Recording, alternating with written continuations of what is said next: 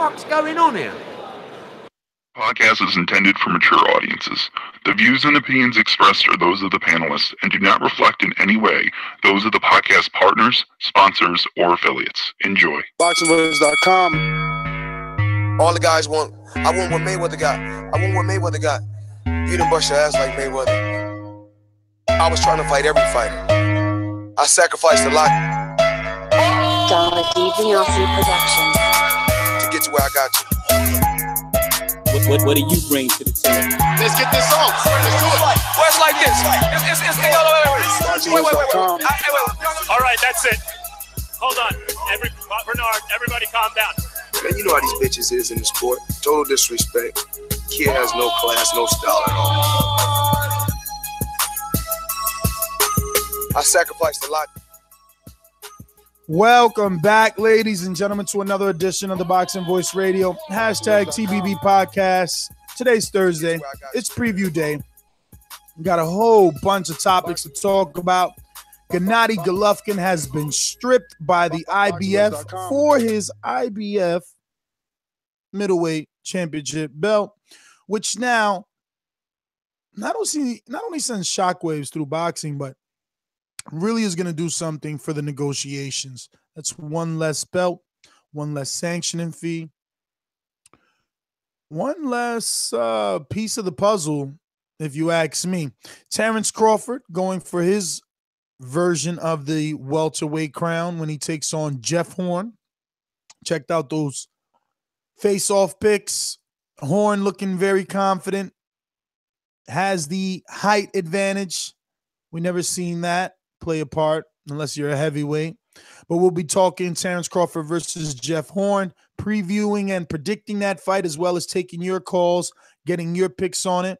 We want to know, how will this fight do now that it's on ESPN Plus? You know, who's going to tune in? Who's going to win? Who will be next for good old Terence Crawford or Horny Boy if he gets to pull it off?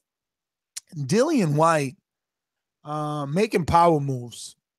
We were discussing earlier this week, a few episodes ago, how great of a promoter Eddie Hearn is. If you're DIllian Whyte, you must be pleased with the services of Eddie Hearn and Matchroom UK, as they've been able to solidify DIllian Whyte as the A side in a matchup versus Joseph Parker, coming off his first loss to Anthony Joshua. I'm just going to go ahead and say it. The groundwork is being laid for AJ DIllian Whyte 2. Ace of spade in the back. You know, you never know. You never know when we need to pull out the old rabbit out the hat. And I think DIllian Whyte versus Joseph Parker winner is just that. I like the way that Eddie set it up. We'll bring you the details as far as the surprise that it was for the boxing fans to find out that it was Joseph Parker today during the live press conference. Also, we have a bunch more boxing taking place in the Forum in LA. We have Leo Santa Cruz versus Abner, as well as its own main event, the co-main, Jermell Charlo versus Austin Trout, in a doubleheader, which we will preview and predict, find out who wins, who you think will win, plus a bunch more topics. We got the young Tank Davis to discuss. We know Casual wants to talk about that. So let's get on out to our fully loaded panel. What's up, man? Yeah, I just want to say I saw fight too. Stay focused, stay working my jab. Like boxing voice. Because if you come to fight, I'm going to have to look for it, man. I saw the fight too. I think you're accurate. Okay, we're here. We're live. Strip Gennady Golovkin. Sorry, I don't quite understand why and how. But a lot of things happened this week, and that was one of them. DIllian Whyte versus Joseph Parker. Surprise, as Nestor said. That was a surprise to me. Yes, I enjoyed that one. I like the setup as well. Leo Santa Cruz 2 versus Abner. Interesting. Can't wait to hear the predictions on that. And let's go to whoever is next. Maybe it's Matt. DIllian production. This is a beautiful performance against a very tough guy in Michael Johnson. How do you feel about it? Fuck that. Conor McGregor. BoxingVoice.com. You know me, Larry. From a wicked entrance, from a flip over the rock into a knockout. When the main thing is, I just hope the guy. I wish. BoxingVoice.com. Yes, hipsters here. Haters beware. And it's a loaded fight week. I mean, last weekend was nothing. And, we had barely anything to talk about. This weekend's quite the opposite. Obviously, some of the topics were discussed yesterday on the UK Hour. Shout out to me and Rob for obviously creating our new show on the TBV network. Go check that out. We did that yesterday. But we have Terence Crawford versus Jeff Horn, Abner versus Leo Santa Cruz, Jermell Charlo versus Austin Trout, Tyson Fury comeback, Terry Flanagan versus Maurice Hooker. So many fights to discuss this weekend, let alone the news of DIllian Whyte versus Joseph Parker. And obviously Gervonta Davis now, plus with a Eddie Hearn offer, doubling what he makes per fight.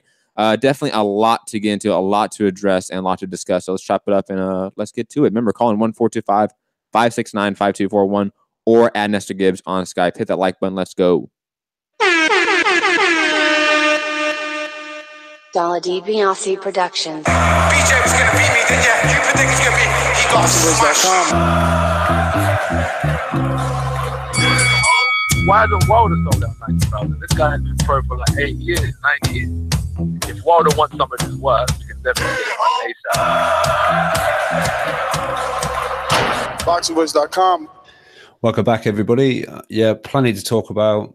Everyone's listed them every time, so let's just get on and talk about it because we've all listed it over and over again. Let's talk about.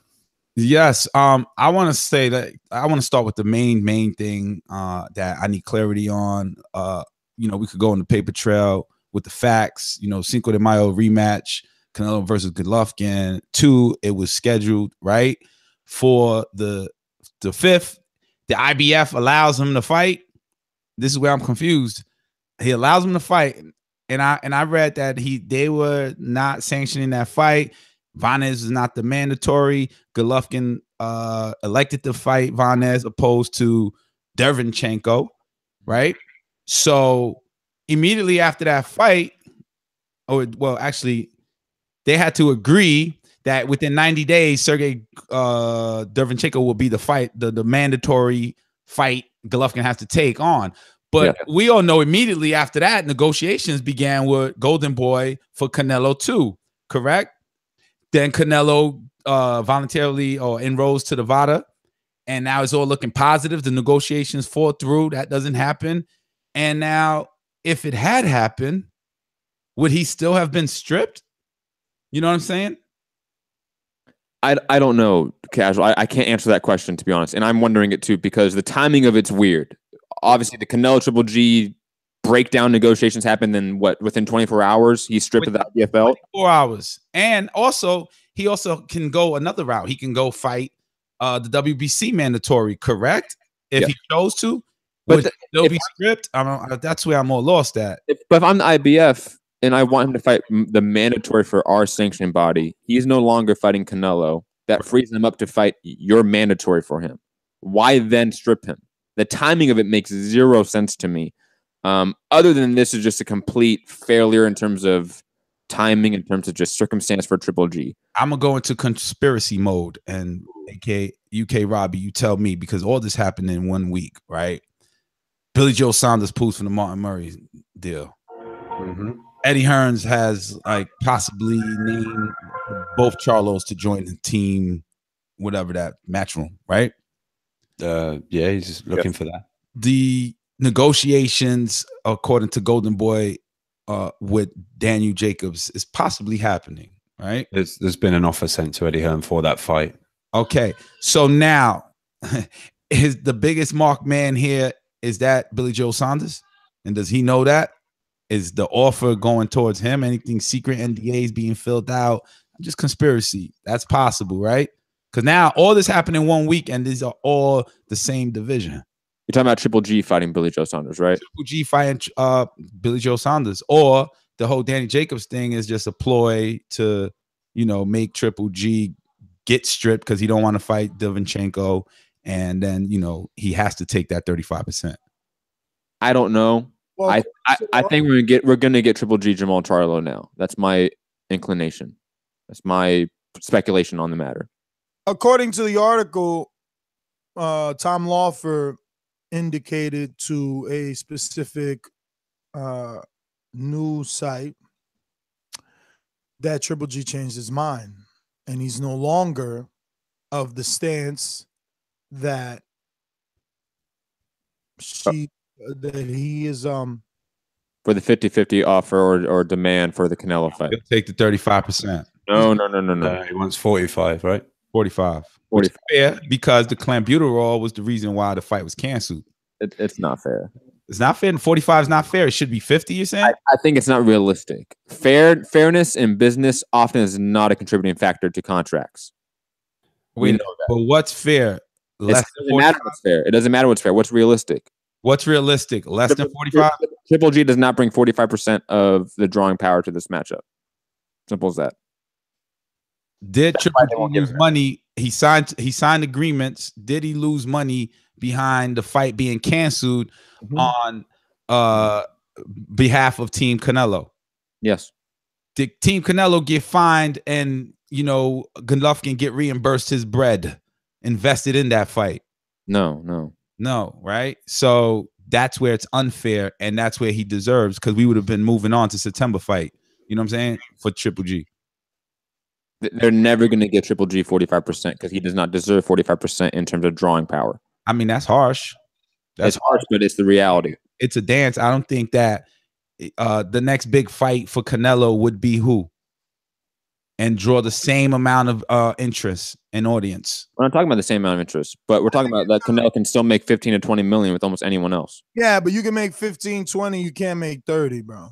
True, but he can still, like, same thing with Anthony Joshua, Deontay Wilder. You just answered it. You said true. That's put your brakes on whatever you're gonna say right now. It doesn't, because the same reasoning that Ness and you have for AJ taking the Povetkin fight because he can make 20 million instead of the 50 million because he can still make 20 million for an easier fight. Yeah, Canelo can make 15, 20 million for an easier fight still. So what does that mean now? Does he, if he says yes? It's easy if you use Matt stats, but who could Canelo make 20 million with? Get your ass out of here, man. He made 25 million with fucking Amir Khan. You don't think he can make 15 to 20 million with Jacobs and Billy Joe Saunders? No. Amir Khan's a star. Billy Joe Saunders and Jacobs have no track record, except Jacobs does, and it's a negative one. So those Triple G's. What are you talking about? You just sound bitter right now. Triple G was like pay-per-views. What do you mean? What pay-per-view can you look at for Triple G and say that he's successful as a main event, as a headliner? How many did he have? He has 3. All right, then. One of them with Canelo. The Brook one was a success. That wasn't pay-per-view in the U.S. It was pay-per-view in the UK, and it did over 400,000. That's a big number. When it's $20, cool. But 400,000 people know him now. AJ's is 20. Cool. I don't know why we're talking about U.S. pay-per-view. All of a sudden, you don't like it, but when you talk about AJ's, you don't say it's $20. We always talk about it. We always mention that. We always frame it in that context that this is significantly cheaper than the U.S. pay-per-view. And we're talking about U.S. drawing power with a U.S. fight. It doesn't matter that he sold 400,000 in the U.K. with Brook. That doesn't matter for a Canelo fight. Yeah, well, what matters is that no one knows Billy Joe, and there's no way that Billy Joe could make fucking Canelo Alvarez $20 million. I guarantee you he will make 20 million with Billy Joe Saunders. Guarantee with your Matt stats. He probably got to go to the O2 and promote that fight. Nothing to back that. Except that he always makes. The only one on the show, me and Casual have more of a right to say Billy Joe won't do it because there's no stats to back it than you just guessing. I have stats to back up. Canelo can do it. Canelo will make money every time. Canelo has not indicated that he could sell 20 million or make 20 million with a UK fighter that's unknown. Because the last time I checked, Liam Smith only did 325 buys. And you don't think Billy Joe Saunders is not as more known than Liam Smith? I'm sure he is, but is he 900,000 more fucking pay-per-views known more? Like, I don't know. No, but it's a 700,000 pay-per-view buy rate. That's money. Listen, the bottom line is this, I think. You grabbing at straws. 20 million is a big number. Yeah, and the bottom line is this. Without Golovkin involved with Canelo, there's no big payday. No, why don't someone pull the Forbes list and show us Canelo's last big paydays to see if he could just make them with anybody? Canelo made $46 million last year. Yeah. With who though? With Chavez. Chavez. Someone that's universally known because of his fucking father, and it was 2 Mexicans. And the then next one Golovkin. was Gennady. Stop it, bro. Yeah. Joe Saunders.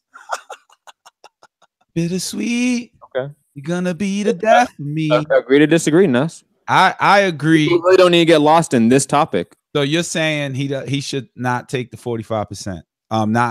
Golden Boy should not allow him to get 45%. You mean to give Triple G 45%? Yeah, it makes 0 sense. It makes 0 sense. They should say, all right, 0 cents is kind of, especially after losing a belt. Like, you just fucked up right there. Like, you had leathers in the car. Now you back to cloth. You trying to sell it. Get out of here.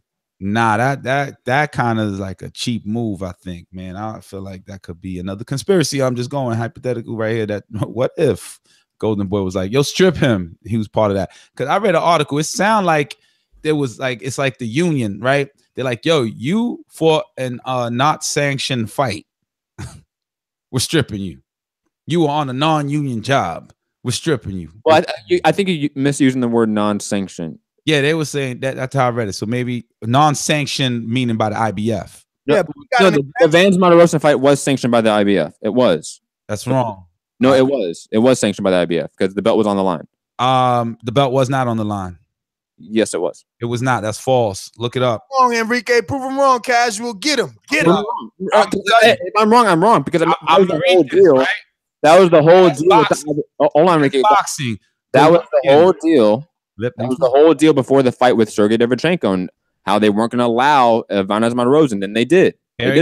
After his originally scheduled rematch with lineal champion Canelo Alvarez fell apart following a pair of failed drug tests and a 6-month suspension for the Mexican star, Golovkin elected to face Martirosyan as a late replacement instead of the IBF mandatory opponent challenger Sergey Derevchenko, right, whose record is 12-0 with 10 knockouts.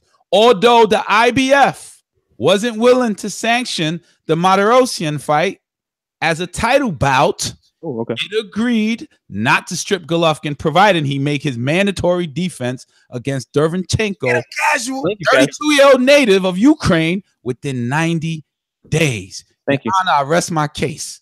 Thank you. I did the research, Matt. Okay. Like, it's not a big deal. We can move on. No, the big deal is that the IBF. Yo, what's that part from Belly? He's like, you don't want Rumble with me. Yeah. It's really a non-sequential point in the topic that doesn't. You mad right now with a camera on face. I'm not mad, but like you lost your you're getting so hyped about this, and it doesn't matter. Got heated. If I didn't have that document, he would have been real heated, rolling. How you gonna tell me an IBF thing sanctioned the fight? No, it really doesn't matter. It really doesn't. Non-sanctioned fight, so they stripped him. You're Casual 2.0. You don't know more than me. I'm Mad Stats. Mad Stats hashtag just saying. Nah, it's all good. What are we doing? What are we doing here? We want Triple G to take this fight. Which fight? The Derevchenko? No, that's gone. Fight's gone. Table, man. Derevchenko's gonna fight somebody else now for that belt. You know. I prefer a Charlo or the Canelo. You know what I'm saying? Or Billy Joe. Because if Canelo decides to go, I'm gonna pick Matt's brain out because he said, he's pretty sure they're gonna fight Charlo next. I mean, last we heard, this guy Abel, he didn't seem like Charlo was an option for them. Who did he seem like then?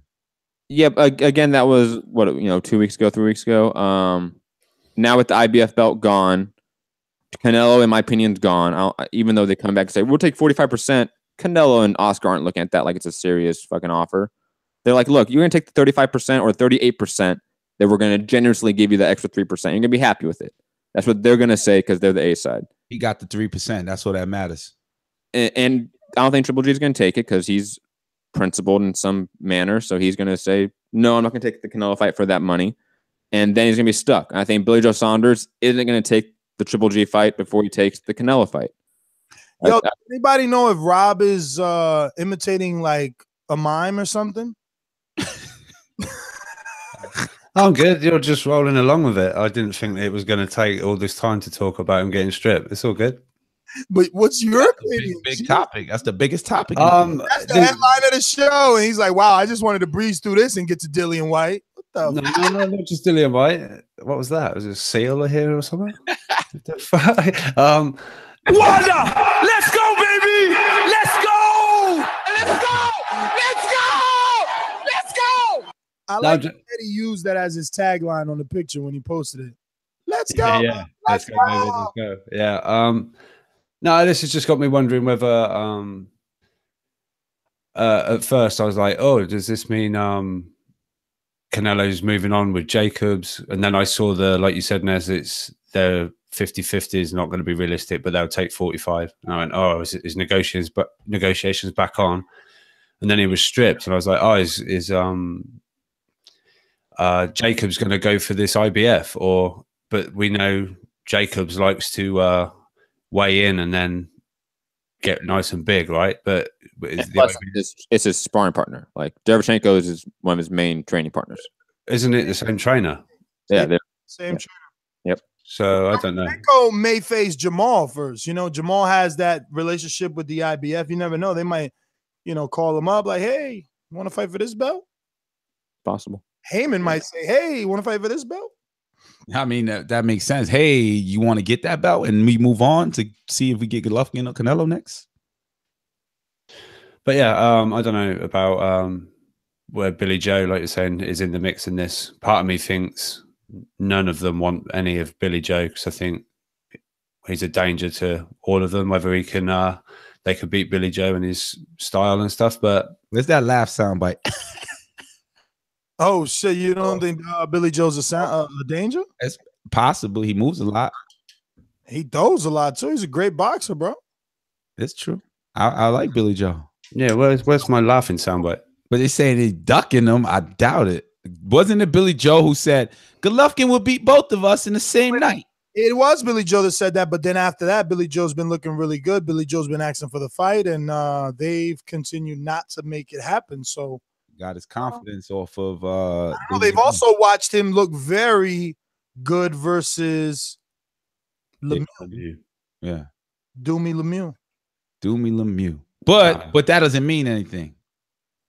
In terms of what? What do you mean it doesn't mean anything? What does that mean? Styles fights. Styles make fights. Golovkin's punch changes the man's whole game plan. Canelo dodging punches might change the man's game plan. You know how boxing is.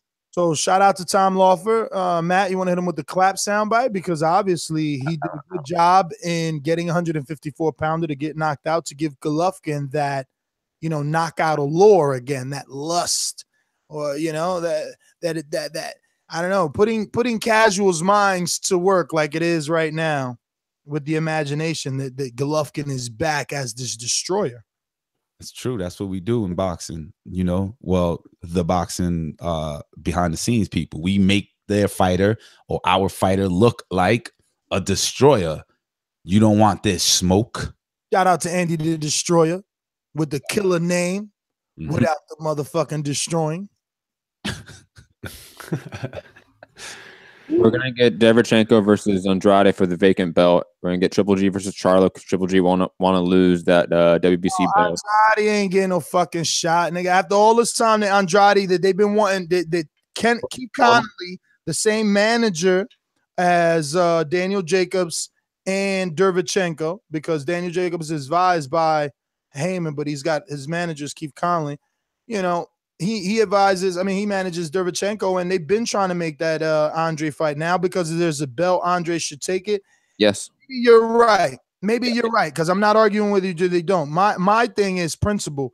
If I'm Derevchenko, I'm the IBF, I don't even let Andre fight for the belt. Well, Andre likes to sit in the win and wait for belt opportunities to then come in and say he won WBA off of Brian Rhodes and a whatever off of fucking Jack Coolclay. Meanwhile, we never seen none of them shits.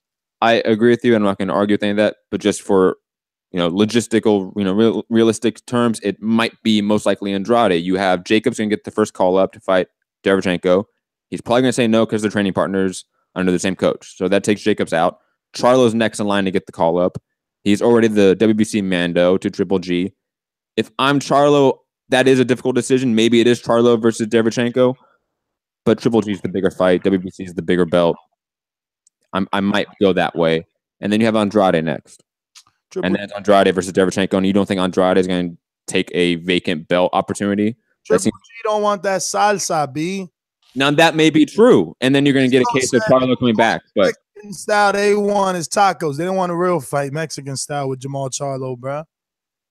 I don't want that. Yo, Triple G ain't even been through the ringer yet. And it's funny, right? Because I read that article by Keith Idek, and it's like, at least he's writing that the fans believe that Jermell is the new Triple G. That the fans believe that Triple G is ducking Jermell. At least he wrote that, you know? It's important. Rob, quiet man. You fucking talking. Is he the new Triple G? I don't know. Sort of. I would say he's his own killer, his own body snatcher. You know what I mean? He's got the knockouts, the Illuminatis. Whoa, what the fuck? The Illuminatis are making him the pitcher, you know, the people who control the movement of boxing. Eddie Hearns reached out to him. Obviously, he had value.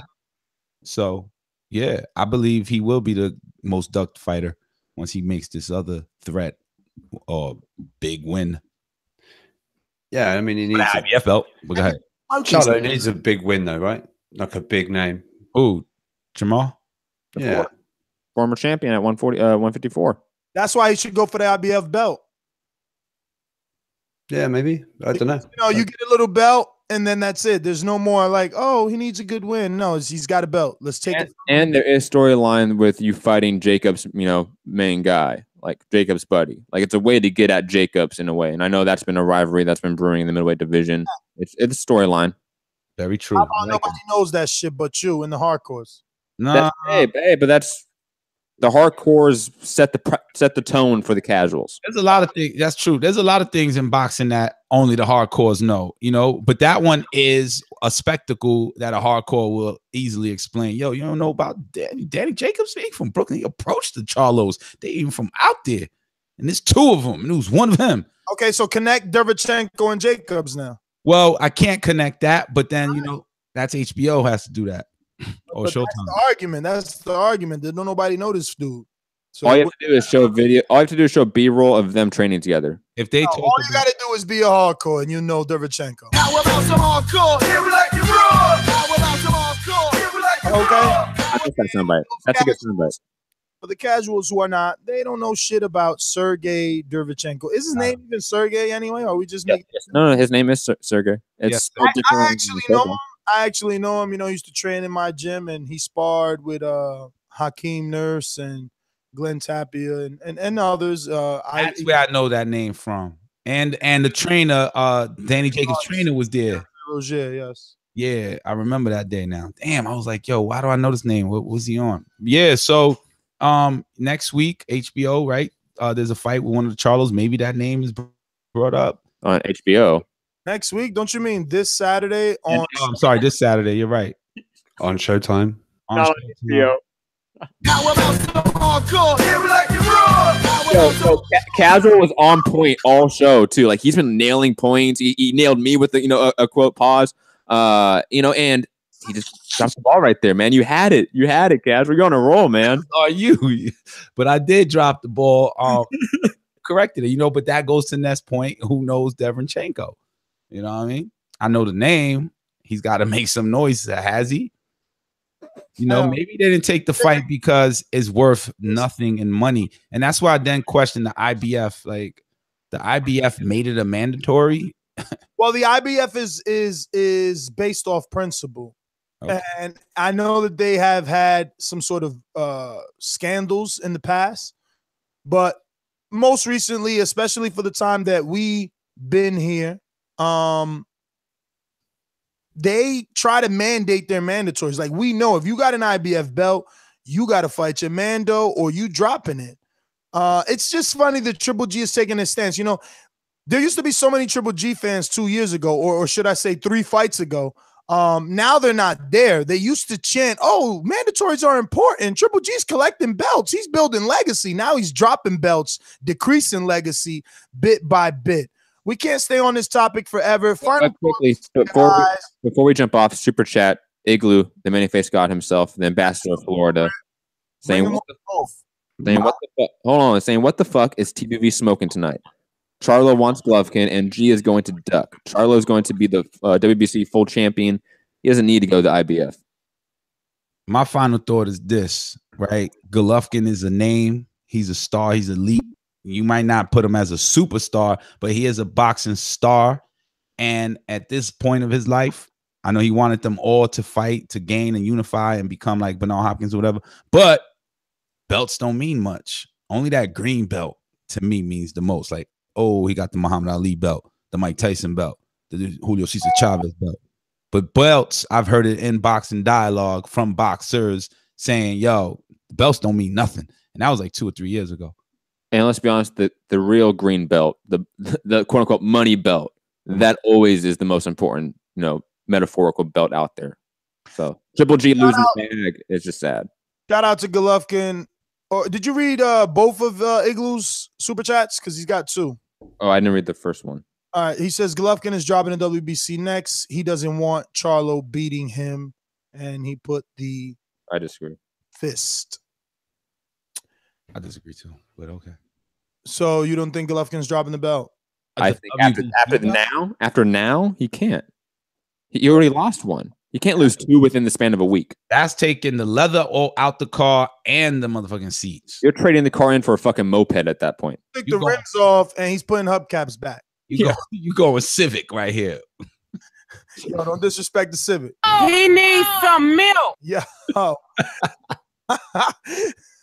The Civic got me through some hard times. Get over here. Fucking Enrique. Range Rover driving. What's going on with the no love? Oklahoma, Nebraska raising. Corn fed. Nah, let me stop. Terence Crawford's back in action versus Jeff Horn. I don't know how excited I am about this one, guys. I'm just honestly, I still haven't even bought the app. I don't know if I'm pulling the trigger. I might jump on with Ron. I think it was Ron or somebody. Might be Rick, one of our Patreons, already hit me up with like something else free. So I'm thinking maybe I'm just not gonna get this shit. You know what I'm saying? It is free for the first one, so you can just sign up and get it anyway. So I'll help out Terence with this one, and hopefully, because I'm starting to, obviously the fight is like 2 days away, and I'm like, wow, this might be a little scrap. Yo, Jeff Horn is still a big boy in these face-off pictures. Like, but I'm always a victim of thinking that the taller guy is gonna do something. Tall in boxing, again, it really doesn't mean shit unless you're a heavyweight. But where are you guys at with this? Are you what? First and foremost, have you and do you intend on downloading the ESPN Plus app to view Crawford Horn? Well, quickly, shout out to the super chat, Boxing Therapy. Sorry, Enrique, just want to shout out to the super chat saying they wouldn't probably let Charlo fight Triple G with him being on Showtime and Triple G being on HBO. They would play keep away from Charlo. Why not go to the IBF and get something to bring to the table? Boxing Therapy, Charlo does not have an exclusive deal to Showtime, so that should not be an obstacle. But Boxing Therapy, that's a $20 chat. You pass 15 words or something like that. Characters. Don't listen to him, Boxing Therapy. Nah, I'm joking. All super chats are totally appreciated. Shout out to Casual. Never been a lame-o. Never been a lame-o. But we are at 68 thumbs up. I just made it 68. Cash getting due 69. Let's get these thumbs up rolling. Why? Because it helps with the visibility of the show. If the show gets more visible, UK Rob will actually say some words. Oh. I would like to circle back to the question, are you going to get the app? Me personally, I thought about it all week. I'm like, damn, I have so many apps that I subscribe to for money, like freaking Tidal for my music, like Red on YouTube, and then other things, right? Illustrator, freaking QuickBooks, all that shit I got to pay for out of pocket. So right now, I added it all up. I'm like, yo, I'm at like $65 a month on subscriptions. Now I got to add this shit, another $5, $70 a month now. It's out of control. So I was opting out, like not going to do it, not going to get it. But damn, I'm forced to because I'm a boxing fan. And I don't want to miss this fight. I believe in Hearn. I'm not saying he's going to win, but I believe in him to make it a possibility that we might see Crawford have to rise from adversity. I think that will happen as well. I think people like Ness, who count out Jeff Hearn and think that Manny Pacquiao won and he was robbed, are entirely mistaken. They are completely wrong. Jeff Hearn is a top 10 welterweight. You may argue about where he places in that top 10, but he's a top 10 talent. He proved that against Manny Pacquiao. Manny Pacquiao, a fight before that, was whooping Timothy Bradley's ass, was whooping Chris Algieri's ass, and then he comes in and gets his ass whooped by Jeff Hearn. That is something to make note of. But I think Terence Crawford's too good. Like, we're looking at a potential, like, one of the greats with Terence Crawford in terms of skill, in terms of technique, his ability to, switch stance, catch his opponent mid-combination, slide out of range, turn the corner. Like, his expertise in boxing is at such a high level that I think Jeff Hearn will just not be able to compete with that. I think Jeff Hearn will be able to rough him up, make it ugly in the first 6 to 7 rounds. But then eventually Terence Crawford's going to show that he's just a class above. That he's just too good for this guy. And he's going to show that he's going to win. I predict probably a late round or late fight, I should say, TKO. I think, we mentioned this. Terence Crawford has a mean streak. He has an ability to sort of get in his opponent and start delivering some punishment when he gets upset. That will happen because, like you said, Enrique, Jeff Hearn is going to give him some adversity. This is going to be a great fight this weekend. I know, like you said, Ness, ESPN Plus, go back to your question. I'm definitely getting it for this weekend because, I'm a Terence Crawford stan. Or this weekend. I'm a Terence Crawford stan. So I'm going to definitely get it for this weekend. But for a guy like me who likes the UFC and boxing, there's 32, 36 live events on ESPN Plus a year now going forward. So I'm probably going to get it at least in 2019 for sure when that UFC deal comes in play. But yeah, Terence Crawford, a 10th or 11th round TKO finish. I'm going to be watching it probably. It's on Box Nation. He's alive. I'm fucking with you a lot, but you do what you do me.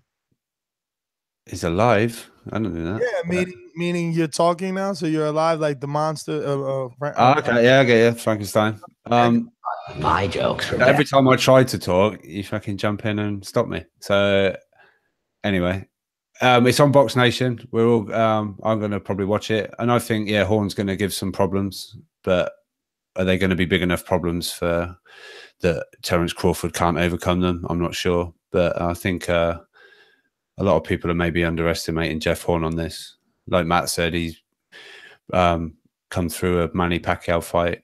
And then suddenly because of this, it's, Manny Pacquiao's done. But I think that's a bit harsh on Hearn. So I'm going to be interested to see how it goes. Obviously, this is Terence Crawford stepping up to welterweight. Let's see if he can hang with the bigger boys. But is Jeff Hearn going to be skilled enough to do it? I think he's probably going to be quite rough. So we'll see, yeah. But I'm looking forward to watching it.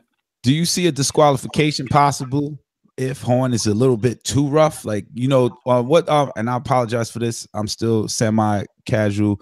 Terence Crawford's trainer's name is Brian McIntyre. All right, McIntyre. You know when the referee goes to the green room or the locker room as we call it, and they're like, "Yo, this is against, this is above the rim. This is the fair play." Well, you playing basketball? Yo, I love it. Above the rim. Yo, how the fuck you go from boxing to that? Like, you must be adding the last for this. Well, we are in the finals. So, anyways, so I love how he played it off. It's like, it's all right because that the world is watching basketball, and I think that's a basketball horn you just played. Jeff Hearn.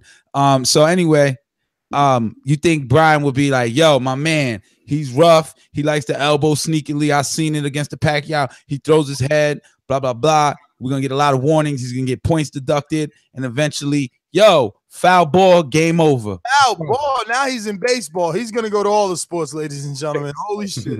Flag on the play. Somebody, shout out to him. He said, casual talking Warrior highlights. But anyway, do you see that being a possibility? Like a high possibility?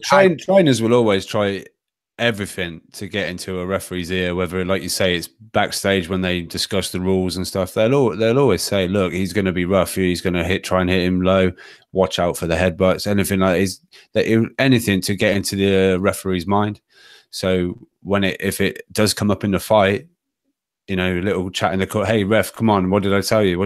Keep an eye on this, keep an eye. And like you say, points could suddenly go deducted and maybe a disqualification. I don't know. But they would definitely get into a referee's ear any opportunity they can. It's a possibility, but a high possibility, no. Like, this is under 10% possible. Like, this is like 4%. I think it's part of Horn's plan, though. To rough him up and, like, be like ugly about it. Yeah, of course. Extremely rough. Man. What indicates that? One fight with Pacquiao? Yes. He fought Pacquiao. You didn't know his thought against Pacquiao. He's like, yeah, Pacquiao's fast. Pacquiao's mobile. To say that that's part of his plan now, I don't know. Man. Well, should he fight Crawford at range? Like, that's strategic nightmare for him to fight Crawford at range. He needs to get on the inside. He needs to rough him up. Like, if you look at it, like, devoid of the Manny Pacquiao fight, that is the game plan for Crawford. Rough him up. Do not let him use the jab and you know, I'll keep you on the outside of his punches. Like, you don't want that with Crawford. He'll wreck you all night. Yeah, Pittsburgh Brew in the chat. If you can check up on Matt's 4%, what is the disqualification? Like, in the betting? Yeah, I'm not curious about that. What was that question? What's the 4%? Like, what are the betting odds for a DQ? Matt's stat was it's a 4% chance of it being a draw, disqualification. So I just wondered what the DQ was on the betting line. Actual percentage we can find out. It's betting. Yeah, my final thought on that fight, I think it's gonna be rough, man, and I think we might see. I think Hearn can get disqualified. I think he would be the more frustrated fighter and getting rougher and rougher, and maybe throw an elbow. We see a victor. That's the world level. Hearn ain't getting fucking disqualified. He had one fight, and he wasn't even. I don't even think he had a point deduction. You guys are. How many times did you watch that fight? That one time with you. I saw it twice, and then I also saw highlights of it, and I saw a very rough Jeff Hearn in Australia, by the way. And I wish I knew if the referee was Australian or not, but apparently, you know, we watched the judges. True. We judged the judges. No, so Ness, did you make a pick? I mean, are we all picking Crawford? Ness don't like that fight. I know Ness hates this fight. It's sad. It's just I don't know what Hearn is. He's roughhouse. Please tell me why you always need a world champion. I don't know what Hearn is. You know what I mean? Like most of us, I think that, you know, he still needs to prove that he's a world champion, Rob. I'm sorry. What belt does he have? WBO. WBO. The belt they used to relinquish to face for the WBC belt. Okay. What was that? I don't even got it. I don't know what that was. Let's just... WBO belt, I said, was one of the belts they used to like relinquish to challenge or to fight for the WBC belt. And then I said, but nobody didn't get that part. And that's a fact. Hashtag twice. I ain't get it. Hashtag Enrique fact. Twice. I ain't get it twice, homie. 2 times, like Clenbuterol in your system 2 times. Yo, let me get this straight.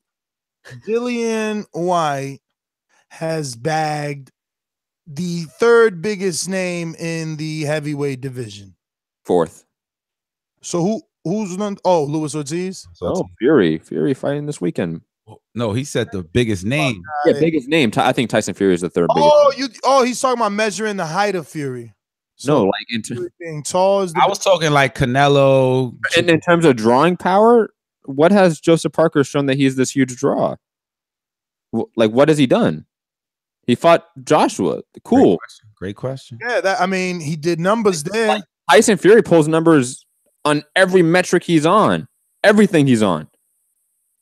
Whether it be social media, YouTube, pay-per-view, TV, like he does numbers. Like he's the Adrian Broner. You're right. Again, I just put Joseph Parker to the 4th spot. Like that's not big. Hey, yeah, not nothing to stay stuck in the weeds about. Exactly. You know what I'm saying? The grass is cut. We moving on. It's debatable, but we can move on.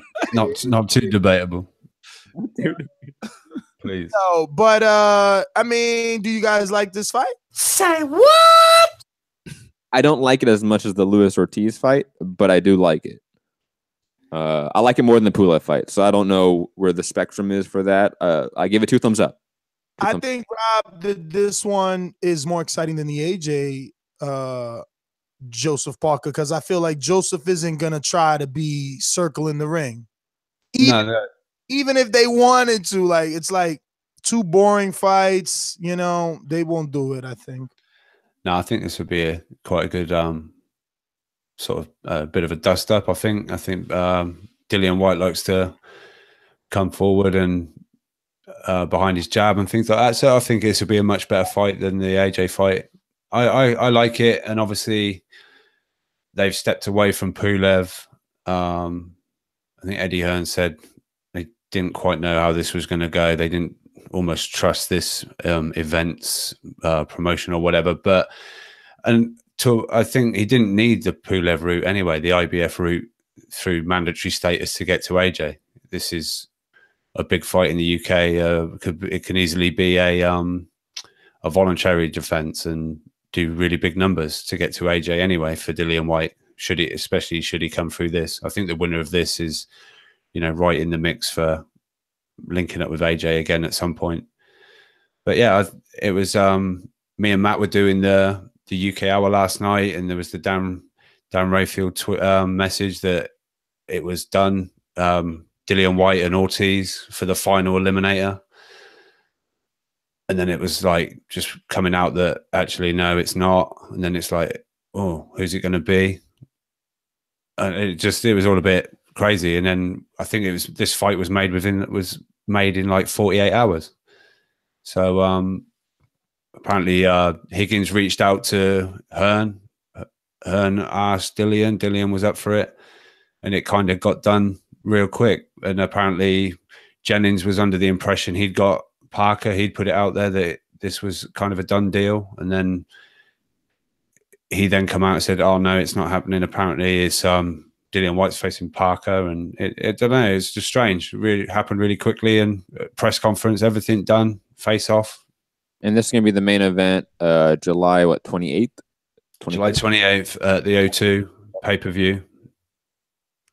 This one came out of nowhere, though. I mean, we were reporting Jennings and Parker, and then obviously Ortiz and DIllian Whyte.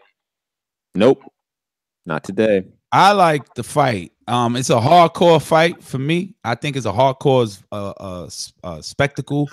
Nobody is gonna know about him. I personally like Joseph Parker as a person. He was cool. He invited us out. He seemed disciplined. He seemed focused. He did his thing. DIllian Whyte can scrap. I know him from fighting, and I might say his name wrong. Chisora. Yeah, Derek Chisora. They had a slug. Right. He was so close. Fest, right? I wish and I hope, and I know this fight is all. Eddie Hearn is the genius to me right now. Like the surprise element, the mystery about who's the next opponent, just put all hardcores to wait and see. And I was one of those, but I'm a casual fan. Anyway, so this fight is just gonna make dialogue, man. It's gonna be on television. There's gonna be dialogue about the heavyweight division. It's gonna talk about Wilder. It's gonna talk about not DIllian Whyte. It's gonna talk about AJ, obviously, and they're gonna talk about, and they're gonna use this platform to promote the future of AJ, Wilder possibilities, and whoever else Matchroom is brewing up on the NDA non-disclosure agreement with that, because this obviously was a fight that did not happen in 48 hours. I'm sure Parker didn't get a freaking contract and he said, "Oh, I like this, but let's change this and let's add this provision." And they said, done deal, sign. All right, we're gonna have a press conference on Wednesday. Nah, it didn't go down like that. I'm sure this was like, yo, do you like this? Things were happening. It was kept super secret, and it happened in a great way. And the fight is pretty hot. I'm going to assume it's going to be on HBO in the U.S. just because DIllian Whyte's last fight was on HBO. Joseph Parker has fought on HBO before. Just a speculation guess, throwing it out there. Quick, easy prediction for my early prediction: Joseph Parker. I'm going DIllian Whyte. DIllian Whyte, but slight. It's a close fight. Boring fight. UK, boring fight, UK, Robbie? It's entertaining. No, I don't think it's boring. I think this is a good. I think it's a good fight. And the bookies here have got Parker favorite, DIllian Whyte just a slight outsider, but yeah, I've seen big improvement from DIllian Whyte, so I'll go with my countryman and stick with DIllian Whyte on this. That's weird that Parker's in the runnings, bro. Like that, like he's like the favorite. I think that'll switch as the fight gets closer. I think Dylan has more dog in him. He's gonna let his hands go. He's gonna also more power. He's gonna try. He always tries. But we gave Joseph Parker, not we, but the media, the public, the pundits gave Joseph Parker no shot, a possibility versus who? AJ. Am I wrong? Head movement. Yeah, people thought he was gonna get knocked out. The fact that he went 12 was a surprise. You're right. And what about White? How did White do against AJ? That was a really fun back and forth fight. I mean, Joshua was hurt in that fight. That was a young Joshua. True, it was. But it was also a young Dylan Whyte. Mm-hmm. Okay. And he also fought once in the amateurs. So you can go back and find that tape online, I'm pretty sure. My prediction may change. Change. Don't forget to hit that thumbs up. The way Casual be changing, you should be changing your thumbs up, which is great, to black. Or I think it could be a 12-round fight. I can't see a knockout in it. Really? Well, no one's put Parker on the floor, let alone knocked him out. So he hasn't fought anyone as aggressive as DIllian Whyte. Even AJ is like kind of what do you call it? Joshua's a guy that wants to counter you mid combination, so he's not really a high active guy. Joshua didn't really throw the right hand either, did he? He just sort of, I think DIllian is going to try way more than Joshua did. Joshua's very accurate though. Yeah. I mean, he's laying a combo, but he's not active enough. Also, remember that the height and reach difference between Joshua and Parker was quite different. Between Whyte and Parker, almost non-existent, except for the reach. The reach, I think, is quite different, but the height is almost exactly the same. Yeah. Should I be excited for this fight? Like, do I DVR it and watch? Are you excited? I mean, don't tell us that you should be. Now you're like shooting my man Joseph Parker down. No, in this matchup, it's an even matchup against Joshua. He wasn't. Got him the favorite. Bookie's got him the favorite. That's the panelists saying DIllian Whyte is more of a dog. You know what I'm saying? Well, Joseph Parker has a different demeanor. You met him. He's more of a calm guy. He's like, yeah, how you doing, guys? And DIllian Whyte is just Whyte is more like, let's go, baby, let's go. You know, but even that sound like a wild kid on the playground. You know what I'm saying? I want the wild kid in my gang. I don't want the fucking quiet dude over there. Like, yeah, but that's the quiet dude that yeah. But anyway, you decide whether you should be. You decide if you should be excited or not, Cash. Don't. I'm excited. I'm excited. I think definitely. Big drama show. For sure. I think it's gonna produce some more fireworks than the AJ fight. I don't think that Joseph fights in the same manner that he fought Anthony Joshua. So it's gonna be and listen, DIllian Whyte is there. He's wide. That's probably why they have him as the underdog, because Joseph is a little technical. He's a little sharper, and he could probably stay on the inside, duck low, get out of the loopy big shots of a DIllian Whyte. But someone that won't be ducking and getting out of the way, Jermell, Charlo, Austin Trout. It's going to be a shootout. Trout really fucking ballsy, man. I mean, he's going brother after brother. He's going elite fighter after elite fighter. This will now be Jermell's first former champion on his belt if he can get the win. But this is a very intriguing matchup because Austin Trout is back with Barry Hunter. He has no losses with Barry, if I'm not mistaken. So we'll see, man. We shall see. OTKP in the chat. Jermell Charlo retires Trout. Panelists, does Trout get retired? Does Jermell continue the knockout streak? At this point, I've seen Austin Trout on Bambi legs against Jared Hearn, and Jermell Alvarez. Yeah, and Jermell Charlo has the knockout streak. Obviously, the power's there. He was the brother that we once upon a time questioned. I've been following his career for like 2-3 years. And ever since, well, you're right. There was question with it. And ever since, like Matt, like, yo, he ain't got no power. Ever since he made this switch, you know what I'm saying? He switched networks real quick. Boom, boom, boom. Networks? What do you mean by networks, casual? You confusing my casuals. What's going on here? Yeah, I was just trying to throw like analogy, like, yo, I made the switch from Verizon to AT&T or vice versa. Oh, you hear me now? You hear me now? You make that switch. You hear me now? You see the knockout? Lions only. They barking at each other on the ring. You know what I'm saying? So, yeah, the Charlo twins, man. Lions only. He's got that. This is a great name. Rob. Yes. Do you got any of those lions in the UK over there that bark? Because over here we got lions that, like, I don't know, purr and growl. But Matt, fucking casual talking about lions only. They barking in the ring. Yeah, I know it. About the brothers, they bark in the ring, barking. I'm fucking. You know what I mean? What barking means? Barking means I'm yelling at you, man. Get your panties out of bunch. Don't bark on me, man. He gonna bark on me. He ain't barking on me. He is not barking on me. OMG. I am so excited.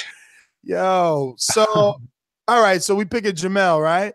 Of course. But I love Austin Trout, by the way. We picking Austin Trout resurrection, back on top. Against who? Brucey, baby.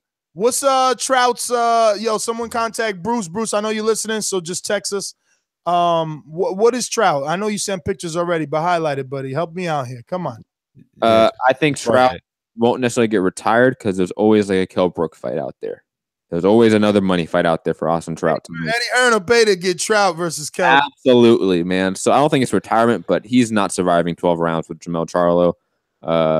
Jermell is going to knock him out within 7 rounds.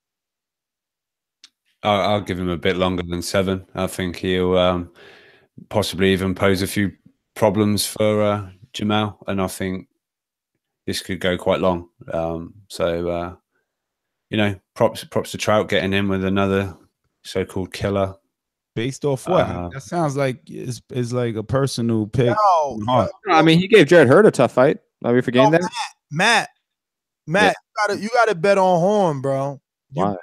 You pick Horn to beat Pacquiao. I did not pick Horn to beat Pacquiao. I'm just saying that he did beat Pacquiao. If Horn wins in the 8th round, he's plus 10,000, baby. Yo, Ness, I know you keep reason for that. Yo, Ness, I know you keep forgetting that I'm the biggest Terence Crawford stan in the world, and you think I'm a Jeff Horn stan. I'm not. Terence Crawford's gonna beat everyone at 147. He's the true champ. He's the heir to Mayweather. And the way I had to clarify barking. Please clarify Stan. Like you're writing letters, dear Terence Crawford. Well, how old are you, bro? Stan is fucking Eminem. I understand. I just said it. Am I actually Crawford? I'm the #1 fan. Am I literally writing notes to No, I'm not. I'm not. You could have took a picture with me and my son. But people could interpret Stan because the first time you said it, I'm thinking like, what does he mean, Stan? Like he's like Bruce coming through. I'm like, yo, I'm going through all the shit he sent. Here we go. We talking Austin Trout is a plus 650. Damn, they don't think he winning at all. Jermell Charlo's a minus 1,000, yo. Wow. Almost like 7-1 odds. That's cray. Travis Kaufman back in action in the heavyweight division. Shout out to you, my man. Get your shit on. Yo, Hannah Gabriels, the sexy Costa Rican who will be taking on Clarissa Shields, who looks amazing. She's fucking shredded right now, Clarissa is. And she's also a minus 4 mil. Damn, talk about favoritos. No chance. Wait, he's minus 4 million? 4,000 is Clarissa Shields minus 4,000, but Trout is a plus 650. So you want to get jiggy with Trout? Get jiggy with Trout. Leo Santa Cruz is a minus 650. So Bookie's saying he gonna jab up Abner Mars, who's back with Robert Garcia. So the bookies don't care about that. Plus, coming off a win for a vacant title. Bookie's like, we don't care. We don't believe you. You need more people. But Abner is a plus 475 if you are a Lower East Side, Mares fan. You know, you rocking out with the skull bandanas as he's walking to the ring. I am gonna go with Leo. Leo showed me that he has gears. We didn't think he did. We thought he was like Baby Margarito. Then he lost to Carl Frampton. He said, "Oh, let me show y'all what I got." Boom, boom. He dropped the clutch on him. He popped that shit coming around the corner and hit you with different styles. That's what I like to see. I like to see versatility. You know what I mean? That's why we enjoy people like Terence Crawford around here. So I am gonna stick with my pick of Leo Santa Cruz. And just to piggyback off of that, he showed that he can box in that Carl Frampton rematch. We never really saw that Leo was a good boxer. We knew that he was a good fighter, but those are often two quite different things in this sport, being a good fighter and a good boxer. And Leo showed that he was both in that Carl Frampton rematch, in which I gave him almost zero chance to win. I was a huge Carl Frampton fan back in the day, so that was shocking to me in that rematch. I think Leo, again, is going to prove that he is great in rematches. He may just be that guy that he always figures it out in the rematch. And I think Abner, being a little more longer in the tooth, not really showing that he's evolved in any capacity. I think he just showed that he's still this good. When he beat Jesus Cuellar, it didn't show that he was at a different level. It just shows that he was still around. That he was still in the top 5, top 10. But Leo, I think, is something different. Leo is one of the top 3 guys in that division. He's going to use his jab. He's going to outbox Abner, and it's going to be a good fight. It may not be as good as the first one was, just like the second Carl Frampton fight wasn't as good as the first Carl Frampton fight. Anybody think Leo could hurt Gary Russell? No. Wow. Don't know line up to answer that. Matt. I was thinking about it. Matt, get back in line. Jeez. Yeah, I'm sorry. I was just thinking about it. Matt, change your voice. I'm not piggybacking off with that first fight that Leo Santa Cruz Yo, had. was that a no or a fucking firework? Are you getting ready for the 4th? He's like, no. That was a skyrocket. Hey, Kaz, we're talking to 4th of July. Oh, no, you're in Mexico, right? Yeah, I come back actually July 5th. Thursday. You should just take like a meander trip to Florida and meet up with us. You know, that would be hot. We're going to be out there chilling. We're going to be chilling like Guatemala. Shout out to Guatemala and the fucking volcano ruining shit. Damn. So anyway, I'm piggybacking off the first fight that Abner Amadeus and Leo Santa Cruz had. It was just punch after punch after punch slugfest. You know what I'm saying? Fireworks, 4th of July, since you want to use that. And I believe that Leo Santa Cruz just makes Abner Amadeus work. You know what I'm saying? Like he did Carl Frampton fight number 2. He made him work. If you saw fight number 1, he also had him working. He believed he got robbed. I thought it was a close fight, but I thought he did lose. And he then, like you said, clutch that shit, drop it, boom. I don't know. I never drove stick shift, but you know that. So yeah, yeah. Leo Santa Cruz going to pitch another shutout. Yeah, very quick, Matt. When did you stop becoming a Carl Frampton fan? When he just kept sucking, and I was like, I'm off this train. I'm off. So what? When he lost, yeah. When he went life and death with Nino Donaire. When he went local route. Life. I guess I got my swagger back. Yo, Nonito Donaire looked like he getting another fight off of that. That's the sad part. That's why. What are you talking about anyway? So when he lost, yeah, Matt. Okay, American fan right there. Yeah, I think Santa Cruz is gonna just be just a little bit too good for Mares on this one. I like Mares. He came on the show, really good interview. It seems like a real nice guy, but obviously this is a boxing match, and I think Santa Cruz is just going to be a little too good for him. But yeah, looking forward to that. I don't think anyone in the UK is picking up this fight. So I'm so sorry. That was completely an accident. I swear to God.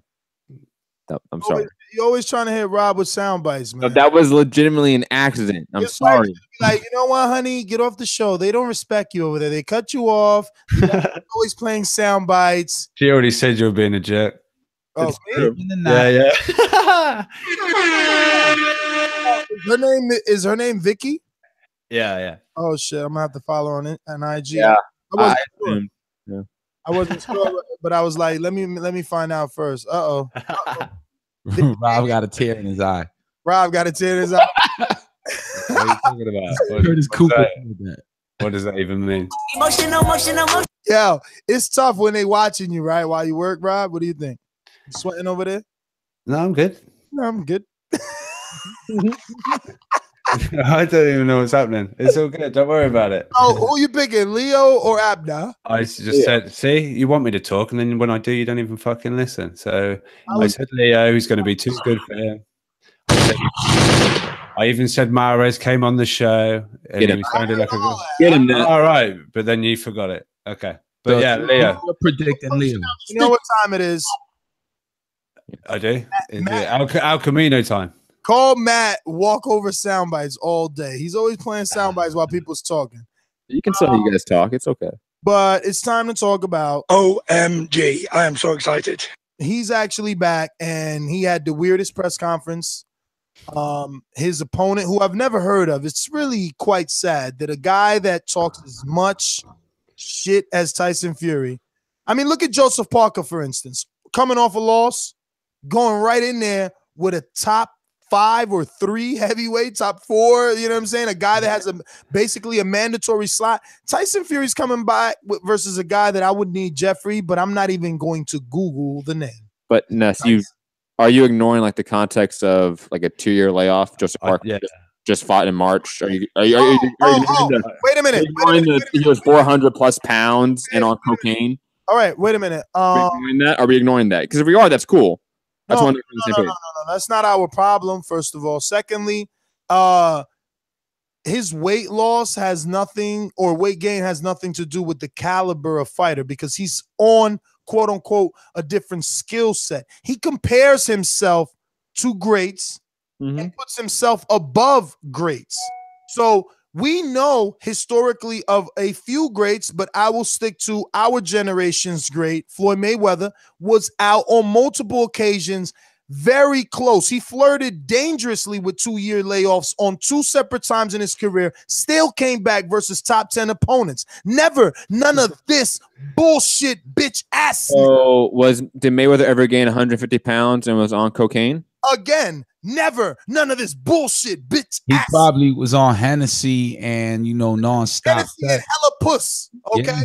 Yeah. That's not gaining 150 plus pounds. That works the legs. Ruckus, man. He was beating up T.I. He was beating up T.I. while he was chilling with his wife and eating Ruckus. Did you forget? Yo, I think you're just hating just to hate. Yeah. We all expected this type of opponent for Tyson Fury. So what's his first name? What's the guy's first name? Go ahead, tell us. Sefa Fury. Why you do that, Rob? You know Matt didn't know that shit. I didn't know, but it's such easy. It's Zephyr Safari. It's literally the same like syllable over and over again. Like Zephyr Safari.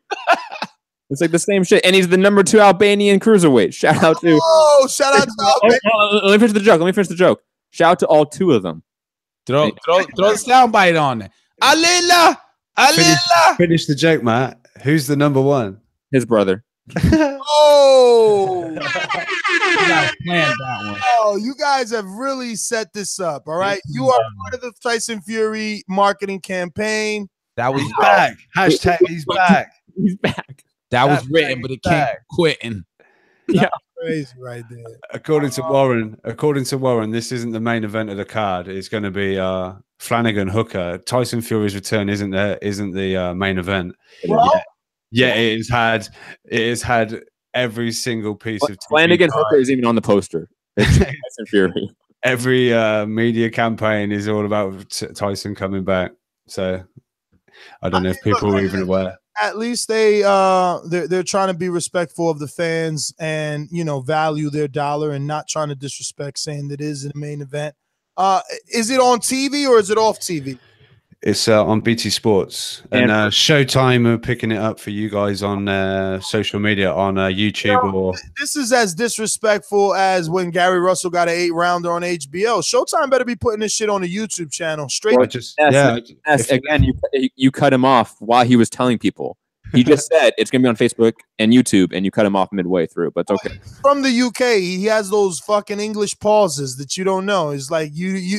But he literally said YouTube, and then you cut him off right as he said YouTube. You may not have heard YouTube, but we all heard YouTube. Oh, okay, Matt. You want to fucking back up your boy? Like, you're all very... Thumbs up in the chat if you heard the YouTube. Thumbs up in the chat. Super chat in the chat if you hear the YouTube. But yeah, so you guys can watch this wonderful boxing display against Yes. A game opponent. That's the sad part. It is going to be a wonderful boxing display because that's all that he does. He's not even going to get a knockout versus this dude. He will. Oh, he will. Have you seen how tall the guy is? Have you seen how tall the guy is, Ness? When he knocked somebody out? When's the last time? He's like 5'11". And he's a cruiserweight now. When the last time he knocked somebody out? Please. Knocked out a cruiserweight? I can probably bring up a cruiserweight he's knocked out. I know that a cruiserweight put him down, Casual. Did you know that? I did not know that. A cruiserweight put the 6'7" Tyson Fury down. You want to know his name? What's his name? Steve USS Cunningham from Philadelphia. Oh, I know him. Yeah, he knocked him out. Nazim Rijazan. And didn't Tyson Fury knock him out eventually? Yeah. Isn't that a cruiserweight? Essentially? Yeah. Oh, okay. Put him down. That's the point. but he knocked him. Tyson Fury knocked out Cunningham. That's literally the point. Kind of illegally, too. Forearm to the throat, then a right hand. I remember that fight. I watched it. That was kind of dirty. So if this fight lacks the luster that Tyson Fury boasts about, right? Exactly. And what happens to I Tyson am Fury? digging into him about it. That's what I'm saying. You can't be on Twitter fucking coming at AJ after AJ has essentially revived UK boxing. You can't be on Twitter coming at Wilder. Well, at least he's a defending champion. You know, he's on Joseph Parker, I'll smack all three of you guys the same night. It's like, bro, but yet you're fighting Zafara? Yo, stop being an AJ protector, Ness. Okay, if he wants to talk shit on social media to AJ, who cares? Who literally gives a fuck if he's on social media talking shit? Character doesn't bother any of us. Go for it, Tyson Fury. Talk as much shit as you want. Go for it. It bothers me. It bothers me that you're talking cash shit, but then you're fighting none of the top 10. You ain't cashing the checks that you talk. And he has said that he actually offered AJ a fight, and AJ said no. Eddie Hearn said no. He said that. Yeah. 60-40, 40% going to AJ, the superstar with all the hey, it's called negotiation, man. Stop being a protector. Stop being an AJ protector, man. Heel. We have the bag. We can show you proof of funds. Don't worry. Tyson Fury's got it. Tyson Fury's got it. Please, he signed a warrant. Where are they gonna get it from? Yo, come on, man. It's a joke. Y'all worrying about money too much. Why is y'all worrying about what's in my pocket? Please, guys. Please. Tyson Fury is going to knock this guy out within 8 rounds, drop a mean-ass promo, and be right back in the mix. Fight Tony Bellew next, knock out Tony Bellew. He already told Eddie he won 3 softies. That's why Eddie didn't sign him, because Eddie said, I can't give Tyson Fury 3 softies on a dollar. Yeah, one of them's Tony Bellew, though. That's why. I think we should give our social media out and move on from Tyson Fury. Okay. What other headlines out there? Gervonta Davis. Gervonta Davis received an offer from Eddie Hearn for DAZN, and he tweeted out himself like, "I heard I got a big offer from somebody," with a bunch of emojis. Yeah, but what does that mean? Is that real deal? Like, what? I mean, it's the offer was sent. I mean, that is true. Now, as far as I know, and Eddie has said this, that it's not a promotional deal; it's more of a network deal. Because he wants to work with Mayweather Promotions, because Mayweather obviously is still the promoter for Gervonta Davis, so it's not a promotional deal, but it is a network deal that is allegedly double what he is getting. Yeah, so it's yeah, but allegedly double what he's getting on paper, and we know that those PBC fighters get so much more on the back end. Eddie is finally. It's like Nestor doesn't even know it. It's like Nestor. It's like Nestor doesn't even know he cuts people off. It's so sad. Eddie's finally started to discuss it on videos that he's like, yo, I don't know what they're getting on the back end. I don't know how they're getting it, but they're getting it. So, yeah, I'm still trying to figure out how are they getting it on the back end. I'm trying to figure out why you've got your sleeves rolled up. Oh, because of the shirt. I'm embarrassed. Ricky, call him Ricky from I Love Lucy. No, we cool. It just got nah. He looked like somebody from West Side Story. Put some cigarettes right there. No, that was a good. Yo, at least we got tough skin on this panel, man. I don't know. There's over under. Bruce is called Beating the Bookie with Bruce is coming out soon, and he said that there's a line on whether or not Rob sticks around or his wife makes him take the 10 count. You know what I mean? What are those odds? I can make money here no matter what. So you about to throw in the towel? You gonna do a Kelbrook take a knee, huh? Nah. He gonna take a knee depending on the pop, Matt. You heard him. My integrity, just like Matt's, is easily for sale. Matt. Yeah, I mean, definitely selling his shit. What did Fury do that was dirty? Curtis Cooper was like, "Yo, Rob, I like Fury, but what he did was dirty." Just keeping it real. What was it that was dirty? Take pads? Yeah, he took PEDs. He took PEDs And covered it up with coke in a 2-year layoff. and he got a retroactive, I want to say 1.5 year suspension, but it was retroactive. Or was it 2 years? Still served that in suspension in my eyes because he was out of the ring and he was unable to make money. Plus, he lost endorsements or whatever he might have had with all the cocaine scandal. Anyway, any other headlines other than Javante or anybody want to dig deeper? I guess no one cares that Eddie offered an offer. Like, no, I think it was like we were saying the other day that looking to buy fights rather than he's got to create this stable to make his own content. Is looking to come in and work with other promotional companies, buy fights just to get it on DAZN. I think it also seems like he's like a Steven Espinoza of DAZN for boxing right now. Like he's trying to work for the network and pick up other events for it, not just Matchroom USA cards. I'm really curious about like what his actual like contract is with DAZN because he is really acting as like a TV exec right now. It's interesting. Yeah. I mean, I have nothing really to say on it other than a bunch of offers being sent out. I'm ready for an actual one to be accepted. I know, right? Who's gonna say yes? Finally, anyone, please do. Please. Sure there was a father say yes. Can the first DAZN fighter please stand up? Please stand up. So, no more headlines there, Matty boy. No, that's pretty much it. That's pretty much it. It's time to go out to the sponsors and hit up our callers. You know the number 1-425-569-5241. If you want to speak to Rob here on a panel, Enrique or Matt, or you just want to get it off your chest, this is the Voice of the People hotline. Remember, you can add Nestor Gibbs on Skype. Must add Nestor Gibbs to be part of the conversation. True indeed. These calls are brought to you by El Camino Electrical Services, experts in electric vehicle charging stations. For consultations and turnkey installation, visit us at elcaminoelectricalservices.com. Electrical vehicle stations. Charging stations, man. Charging stations. So, you know, you have a Tesla. That's right. That's right. What's that other vehicle? The Prius. Prius. There's like a Dart, an Echo. Yes. Yeah, just go buy that. Go hit up El Camino. Get updated. You know what I'm saying, put a little station in your backyard. In your garage. Your garage. So, speaking of garages, we have those here in New Jersey. So we're going to head out to our boy, King Amin. He is a Patreon, which he chose to go with the level of a boomerang, which means he can obviously come on back on the phone lines when it's done. So if you want to, kind of perk up with Amin, head on over to patreon.com/ThaBoxingVoice. Check out not only boomerang status, but all the other tiers available. Amin, talk to us. Just like the king is what I mean.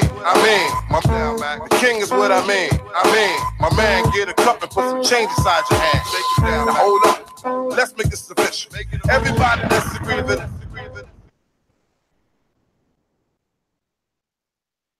TBV, good to hear the show. It's been a long time, but I'm back. Listen, right into it. Jeff Horn, Terence Crawford is going to be an exciting fight. I'm jumping on that app, and I'm swiftly getting off it unless Bob Arum's got some banging fights coming down the pipe. You know what I'm saying? For $5.99, maybe it's not too bad if they let it rock. If it's some good fights, I'm like, fuck it, I think in that fight, you're going to see Terence Crawford. He's going to start off conventional the first round. Might even switch to southpaw after 2 minutes. And then after that, you're going to carry him a little bit. He's going to watch some knife round. He's going to work the jab, but he's also going to be throwing a lot of counter lefts, counter straight left. Watch for that. You heard it here first. Charlo, he's going to do what he's supposed to do against Trout. Trout's probably cashing out. He'll come back in there. I think somebody said Kell Brook. Yeah, he'll fly over to the UK and shit and fight Kell Brook for some short money, but it'll be good to him. Leo Santa Cruz and Abner Mares. I think somebody asked if Gary Russell could be hurt by Santa Cruz. I think by accumulation.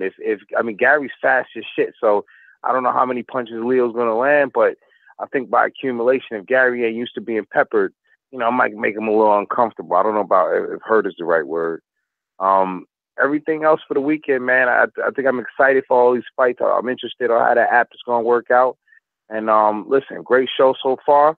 I'm going to charge my phone. I might jump back in. I might not. But as always, it's a pleasure. Keep rocking TBV. Number one. I'm out. Okay. I mean, maybe you call back and talk about Trout and Charlo. Thanks for calling in. I mean, as always, thank you for the continued support. We're going to go out to our Skype callers. Nikki Stinko. First time caller, talk to us. Stinko. Nikki from the UK. At least that's 25. See you later. We're going out to J. Will in Ohio. If you know like I know, you should lie low. Killer, I used to get it in Ohio. Yeah. What's up, fellas? Another good show. Yo, man. Triple G getting stripped. It's kind of funny to me. I don't know, just kind of making them have to eat some of their words of the past. You know, it's kind of funny. As far as this fight for this weekend, Terence Crawford versus Jeff Horn, I think Terence Crawford's performance is going to have some major implications of his career at 147. Really depending on how he performs, how he does defeat Jeff Horn, kind of was, you know, set a certain ripple in the 147 division. So, for instance, I pretty much predict he's going to go all 12 unanimous decision. To me, if he stops Jeff Horn, especially in a very convincing fashion, that means he got a decent amount of pop at 147. So I think at that point he's going to come in favorite in a lot of different fights at 147. Probably, you know, the only other 50-50 fights that's going to be out there for him is going to be either Keith or Errol. And I guess the little sidebar question you came with, Ness, as far as the do I think Leo Santa Cruz could actually hurt Gary Russell? Yeah.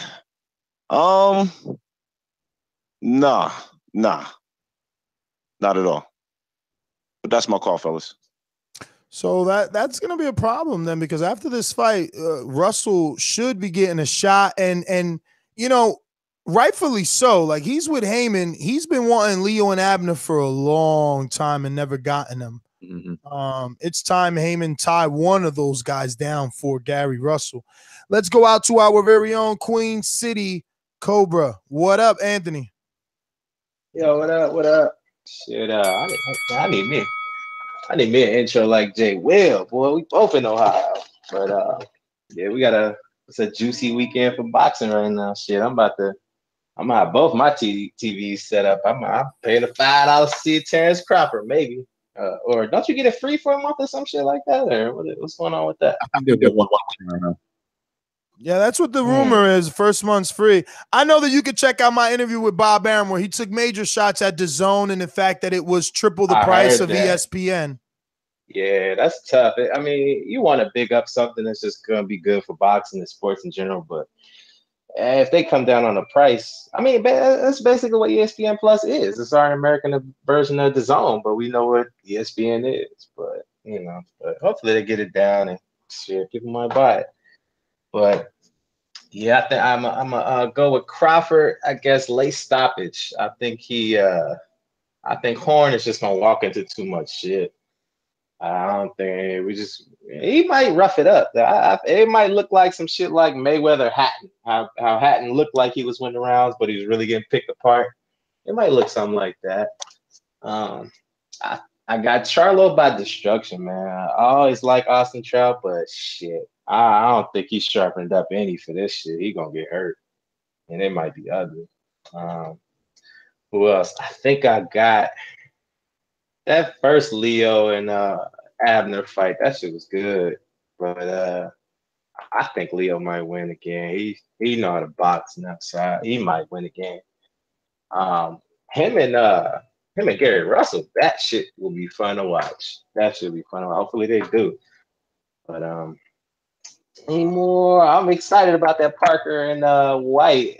I really wanted Parker Ortiz to really see where DIllian Whyte is. But Parker is a good boxer too. It'd be fun to watch. But I that shit might go. If it doesn't go 12, it's because DIllian Whyte got tired and then Parker picked his ass off. That's what's gonna happen there. But I don't think there's nothing else. We'll see. But yeah, that's all I got. All right, Ant.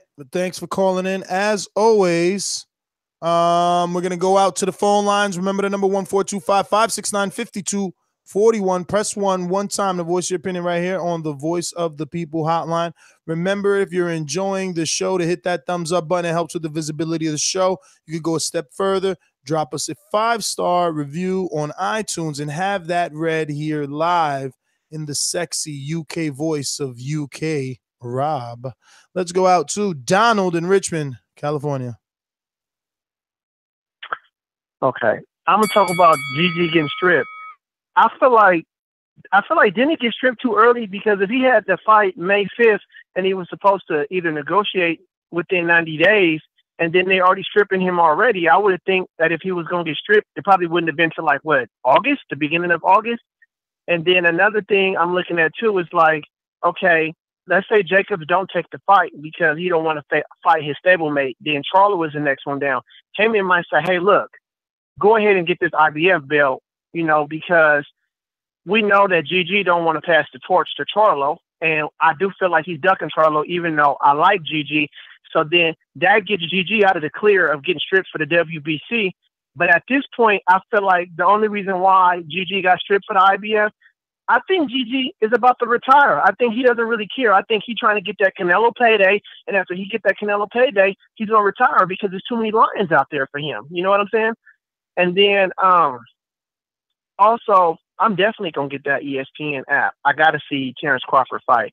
I think that Terence Crawford is going to do real good in that fight with Jeff Horn. I think maybe the first 4 rounds might get a little rough, but I think Crawford stops Horn like 10th through 11th or maybe 12th round TKO, somewhere around in there. And then DIllian Whyte and Joseph Parker, I'm hoping that don't be a boring fight. It could be, but I can see why DIllian Whyte chose Parker, because DIllian Whyte probably feel like Parker ain't got no power. And I don't think he really wanted that Luis Ortiz work. I know that he knows Luis Ortiz was a much more riskier and dangerous fight than Joseph Parker. So if he can get a win over Joseph Parker, it looks better on his resume, because Parker just only lost to Joshua, which was a world title. And if he can get a win over Parker right now, I think that looks, better for him. But I mean, as far as everything else, I don't know.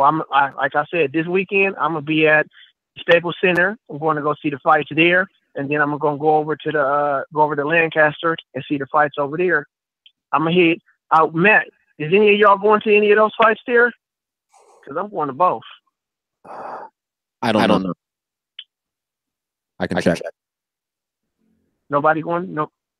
I can check for you. I'll check after the show. Y'all gonna go? What's the question? Aaron is going to be there for this fight for the Santa Cruz. You talking about? But Matt, you're not going to neither one. I mean, you stay down in LA. Yeah, Matt's in the studio, baby. We got to clone him. Oh, okay. He's deleted. Y'all going to do it? Y'all doing the Crawford? Yeah, we got to do it. I'm thinking of doing a dual live fight chat on Saturday. First time ever for TBV. 2 different live fight chats going on at the same time. One for the Terence Crawford fight, one for the PBC fight. But that's production shit. How are you gonna do 2 well, at look, the same time? I just want to know your output on this. You definitely can't get that. You punching out to the bell. You supposed to. And also, Donald, the 90 days is to make the fight, in terms of like you have to fight him within 90 days, not negotiation. So they don't have 3 months to negotiate the fight. They have 3 months to fight him. So that's why we're now 2 months away from the August, I think, 4th date that they had for the IBF. Yeah. That's the training camp. That's why their time's up. You needed the 8-week training camp like every fighter does for a championship fight. That time's up. Okay, we're moving on. And they gave him, I don't know if they gave him an extension, but they were saying he had a week deadline 4 weeks ago. And they just kept rolling it over. So it is what it is. But also, very quickly, I just want to say, we've got this. Tickets on sale. for Mike Garcia versus Robert Easter in LA, July 28th. That kind of got slipped in the news, subtly, but tickets on that's official apparently.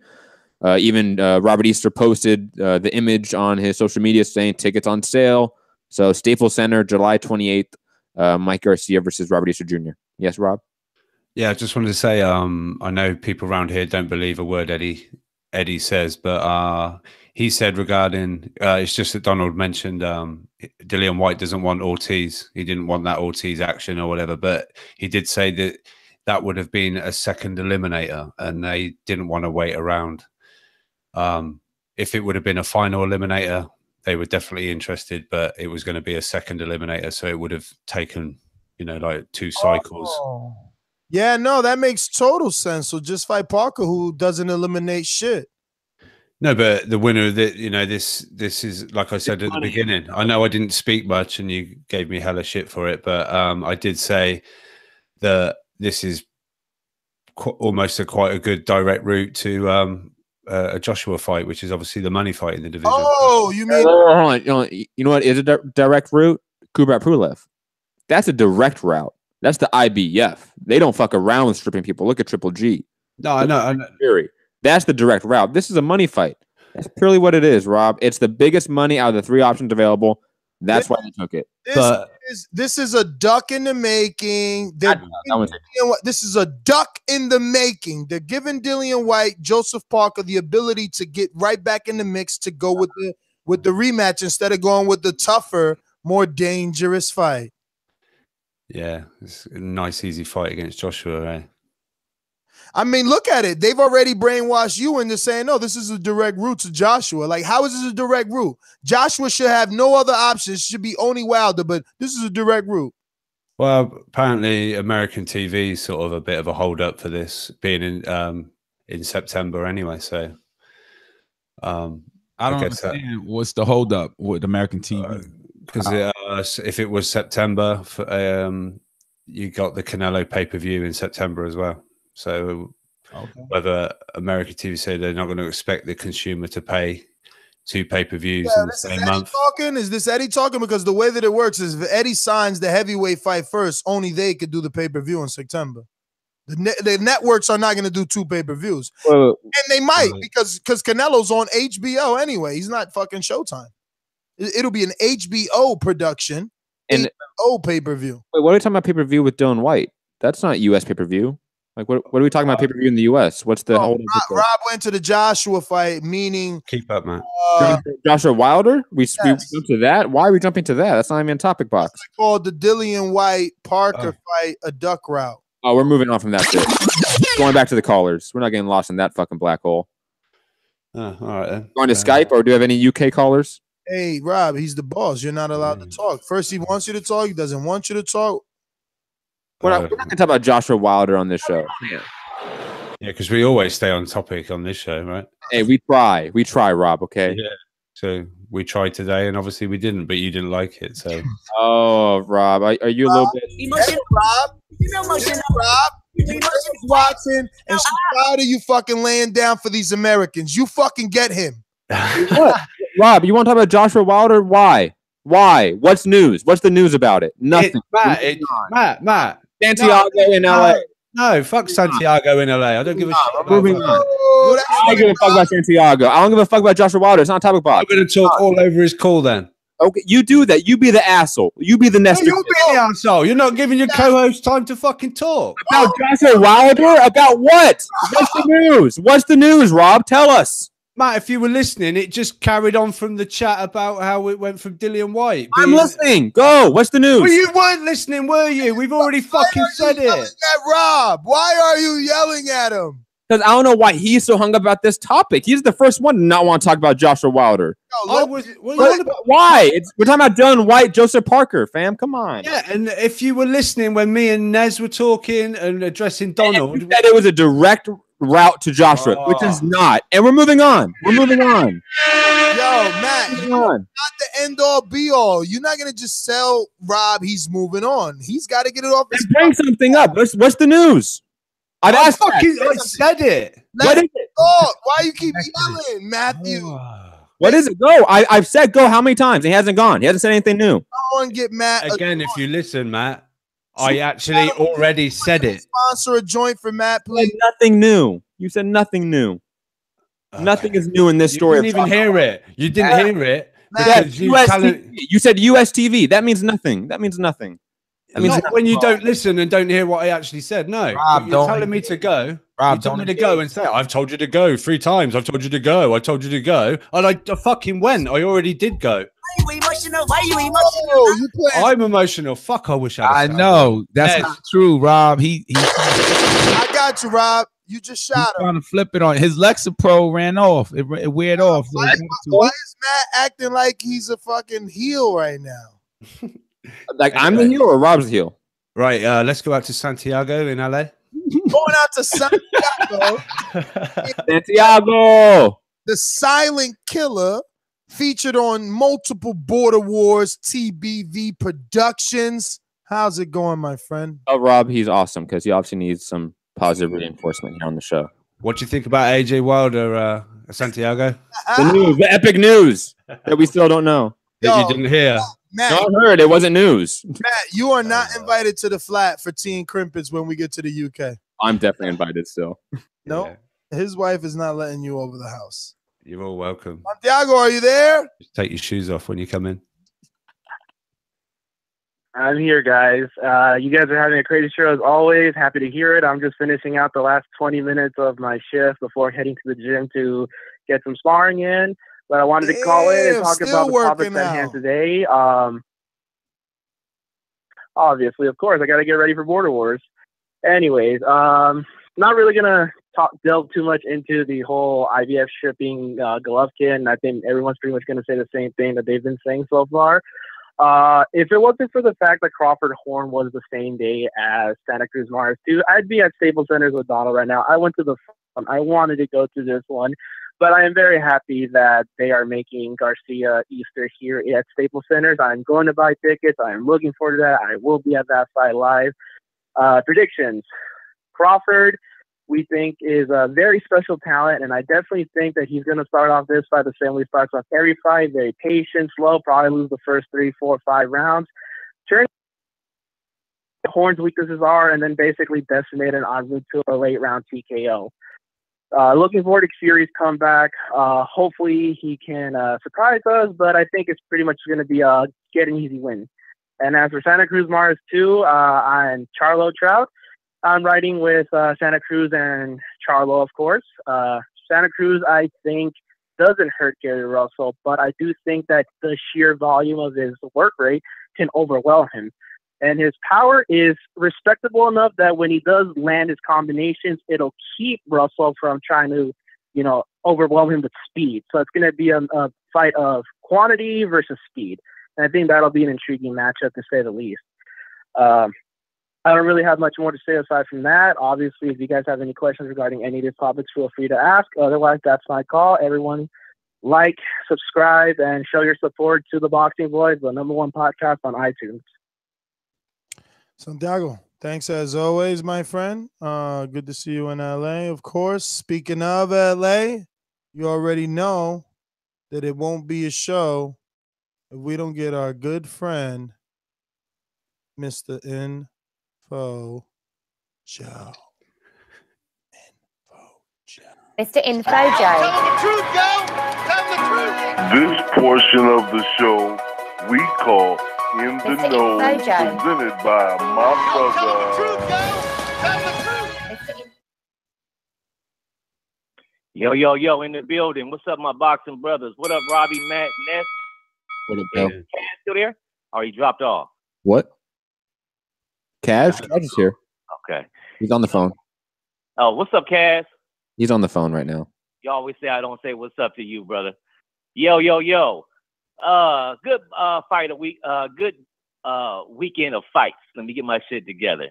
Yo, put me down for Abner Morris. I'm going for the upset. I think he has improved under Garcia, and I think it's going all 12. Put me down for Charlo. I think Trout is being sacrificed to the boxing gods. I like Trout, but I think he has taken too much damage to fuck with Charlo at this point in his career. Put me down for, of course, Crawford. I do think that Hearn will be competitive, man. I've seen his media workout. The kid got some angles and he's strong. I think he's going to try to bully Crawford, but Crawford's slick skills are going to kick in. I think it's going all 12. Like, I think he's going to drop Hearn a few times, but I don't think he's going to knock Hearn out. I think the kid is tough. I do think this fight, it was not promoted as it should be for the guy supposed to be pound for pound, one of the best. And I think Aaron, he can do a better job with Crawford, man. And Crawford can also do a better job of promoting himself. The dude is like, I've seen his interviews, he's boring. If you listen to Crawford, if you want to be that pound for pound, pay-per-view superstar, you got to start opening up your mouth, man. You got something to say. You're good. You speak well. Man, let some of that confidence ooze out, man. Start talking slick and shit, man. He ain't got to be a broner or nothing like that, but, you know, still express himself better, man. Because I know he has the capability to be that, but he won't if he doesn't start promoting himself. I'm ignorant of this, man. How does this work? If I download the app for $5, do I have to just hook up my laptop to my TV, or you got to have a smart TV? How does that work? Either or. Either you hook up your laptop to your TV. If it's a smart TV, you shouldn't need to do that. Your smart TV should be able to access ESPN Plus without your laptop. Joe, first things first. Okay, I got a smart TV. First things first, you contact one of your children. Secondly, you tell them, yo, I need this ESPN app to stream on the TV. They'll handle that. That's what kids are for. We had them. Okay, Joe, you can call me over. We can smoke some weed. I'll help you hook up the TV, you know, because, you know, you don't hang out with us anymore, Joe. We miss you. You know, you could do that. You know, just saying. Kumbaya, my Lord. That's right. Kumbaya. That's my call, brothers. I'm not going to hold up the phone. Shout out to all the listeners, everybody in the chat. TBV is where it's at. Hit that thumbs up and up. You listening to the #1 pound for pound boxing podcast. Peace, brothers. Joe, stop ducking your friend Matt. He misses you. I do miss you, Joe. And also, whoa. Sorry, class. I'm sorry, class and bound, but I'm sorry. Call him. He says I talk over everybody. But this is important. Boomerang back in, and we also have Dempsey right behind him. So we have a boomeringer and a ringer to get to. If you don't know what that is, go to patreon.com/ThaBoxingVoice. And check out all the cool perks. What up? Life is sweet when you a motherfucking ringer. Let's go. Boomerang to be exact. So, yeah, shout out to Rob holding it down. But look, I think that this one question that I have, like Ortiz versus DIllian Whyte, that should have been the fight right there, man. But I think anybody that saw that fucking Wilder Ortiz fight would not, put that fight there. Eddie Hearn would not fucking put that fight together. Rob, what you think about that, bro? Well, like I say, Eddie said today that they were going to make that a second eliminator, so it would have taken like almost a double cycle into making that fight with like Wilder or whatever. It would have taken a long time to come around. He said, had it been a final eliminator, they would have, definitely been interested. But obviously, no one around here believes Eddie Hearn. So is Parker a wreck shot at AJ, or is he not? We've been over this. This is how it came up. So just let Amin carry on. But Rob, answer me this, because this you the guy for this. Is there any way that these guys could fucking do DIllian Whyte and then Joseph Parker and then the winner of that fight Fury? Is that something that's in the horizon? Is that brewing, or is that possible? I think Fury has maybe got, after this comeback fight, maybe he can just get one more in, and then there seems to be a lot of talk around a Tony Bellew fight by the end of the year, maybe. But DIllian Whyte and Fury, maybe. He's called everybody out, right? I don't know if you follow his social media, but there hasn't been a heavyweight alive that he hasn't called out in the last few months. But yeah, maybe. it'd be interesting to see that. But I just think the winner of this, especially like with DIllian Whyte, if he was to win, maybe a voluntary defense on AJ's part, but that is a big domestic fight in the UK. Obviously, good money. But yeah, we'll have to see how it pans out. I'm nudging that. It seems like you guys got enough heavyweights over there to circulate the belts and hold that shit hostage. So I don't, I hope not. I don't say that as a pessimist, but like, you got Bellew floating around. You got fucking Fury.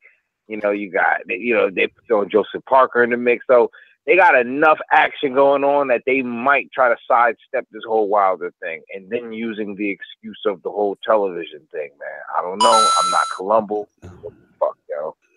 But it's either going to be Povetkin Wilder or Wilder Povetkin. That is definitely how it's going to be, as far as I'm concerned. So don't worry about this. How did that Povetkin Wilder shit? Ness, how that Wilder Povetkin settled out?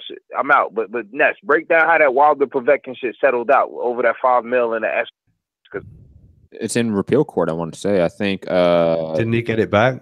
Povetkin side won in the repeal court, and then I think Wilder's going to repeal that verdict, and it's going to move its way up through the court system as it is. Going out to Dempsey. Oh, intro. Where's the intro, Ness? Do you have it, Nestor? Nestor Gibbs? I think he's out. Oh. So guess let's figure that out. Oops. That's right, but why? It's true. Don't get a sucker no statue. Give him guts. DIllian Productions. This is a Dempsey intro. Dempsey. Hello. What's up, guys?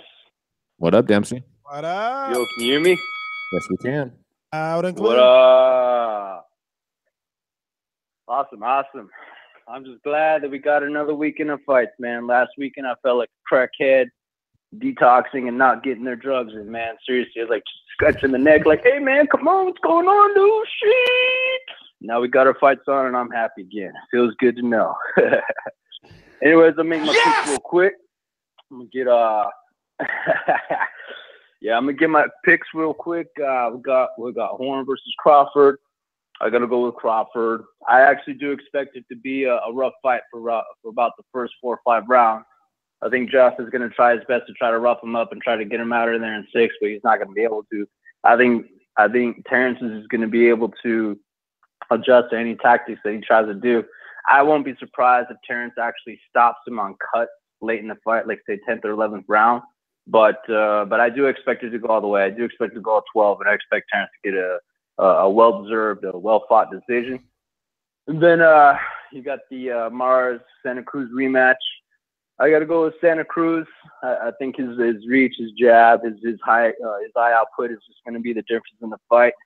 We'll really see the difference in regards to how much Abner Morris has really changed since he's teamed up with Robert Garcia.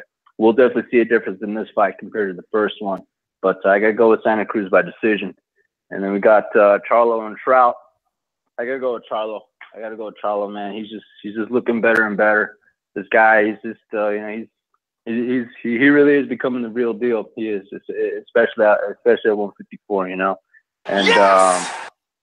this guy's, he's no fucking joke. That's for sure. He really is, man. And, yeah, I'm looking forward to it. But right now, I got to finish this packing because we got to move. And then Saturday, I get my cable installed again, so that way I can watch all my fights on Saturday and be happy again.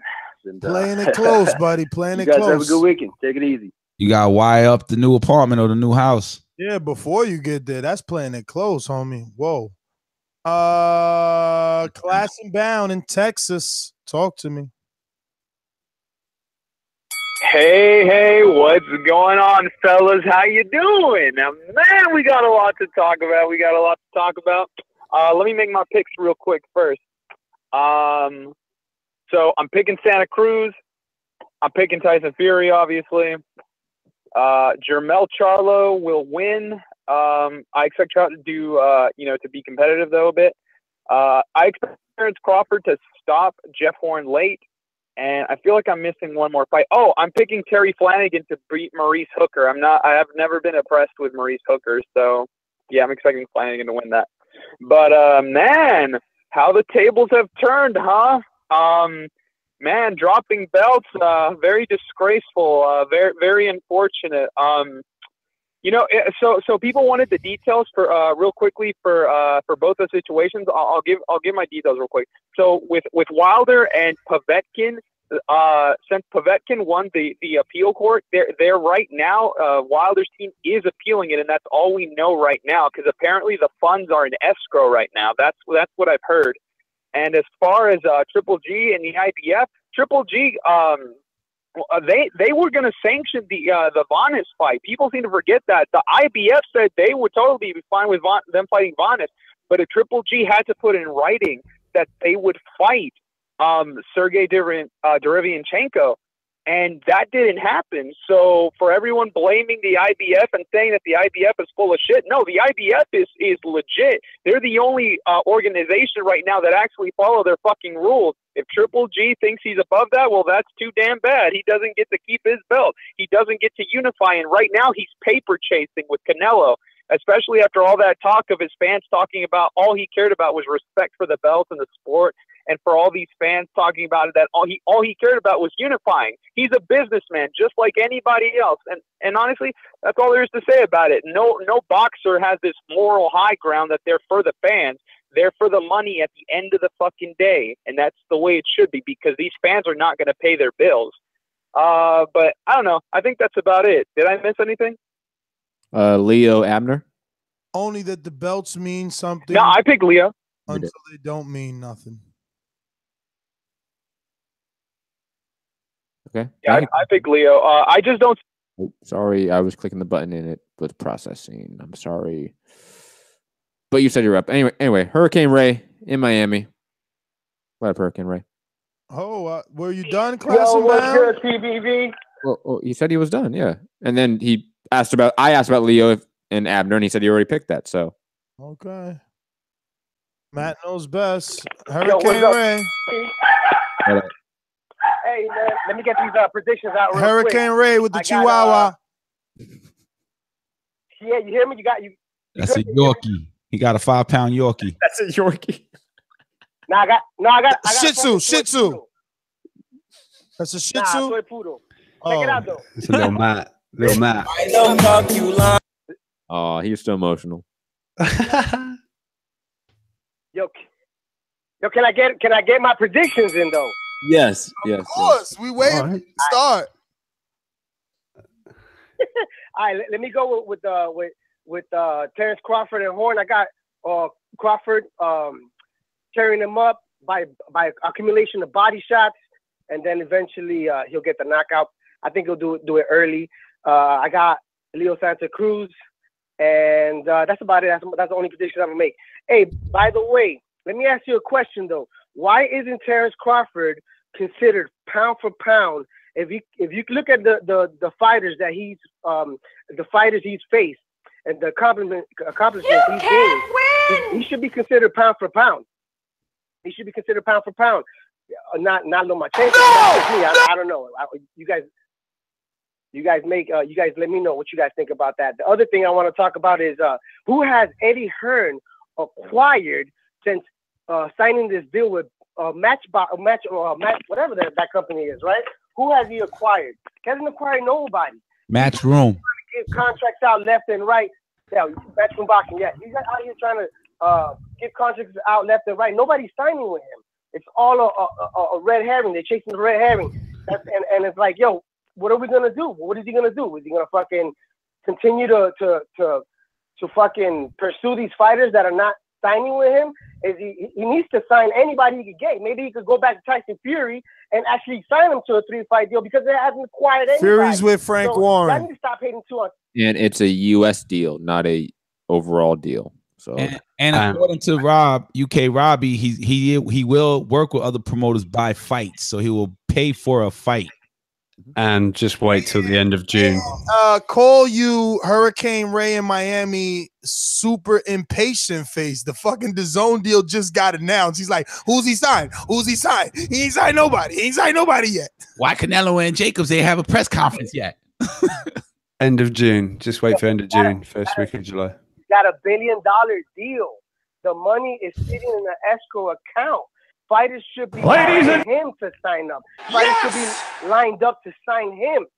Not he should be chasing these fighters. That indication that he didn't have a game plan going into who he's gonna sign. They just gave him here's the money. I think after Jermell, Charlo, and Trout happens, I think they're gonna make a move, and it may be Eddie Hearn. And also, this is why the DAZN announcement came out early, because Eddie was already talking to fighters. That's don't detract from that, because that's a rumor, and you guys think that's gonna happen, but that's not really gonna happen like that. Yeah, you're right, Huracan. It's all coming based off speculation. Just like his speculation. I'm speculating. Now I'm saying I am, not Eddie Hearn. Eddie Hearn has the cash. I'm on the outside, ordinary fan on the podcast. You know what I'm saying? 1 million views. Hurricane Ray is speculating that he hasn't signed anybody. But, we don't know. That's all. Ness has talked on this show that he knows local fighters in New York that have signed to this deal that are on NDAs. Like we've talked about it. Like there's no big names. That's true. There's no big names have been signed yet. But like Nessa said, you don't know. You just spoiled the NDA. This deal is only 2 weeks old. Like if he's trying to go after everyone that's signed up to established media companies, it takes a little bit. It just because of $1 billion doesn't mean you can change the entire paradigm of U.S. market for boxing right now. That takes time. It takes. I know what happened. Hurricane Ray thought that the DAZN deal was the Thanos glove. They can just snap, and everyone doesn't have a deal with like HBO or ESPN or Showtime or Al Heyman, Mayweather or Bob Arum. Like this stuff takes time. Like it does. Unfortunately, I know that sucks for us boxing fans, but this stuff takes. Look at AJ Wilder. Look how long that's taking. Look at Canelo. Why are you talking that? That's not on the subject list. I'm just funny, but I mean, yeah, Rob, he got so emotional, man. You can tell. Emotional. It's okay, Rob. It's okay. Why you emotional? I am okay. I still love you, Rob. If you know that, it's okay. You want a hug? I'm good. I'm just in an 8-count voice. It's okay, Rob. Let's go to the future. But no one can stop me, really. Oh, there's a king croc right there. This croc has enough power in its jaws to whip my head right off. DIllian Productions. You're gonna be the legend to become a legend. Honestly, it's unbeatable. You're gonna be the legend to become a legend. Alex in Australia, what up? Hey everyone, Ness, Rob, Matt, how's it going? Hey, Casual, you're in, mate. Far out. Been a long time, man. He's gone again. To the word casual, man. You're so casual, you barely bother turning up, mate. You know, I miss you. He's so casual. He's not even there to listen to you, man. Yeah. Oh, there you go. Even.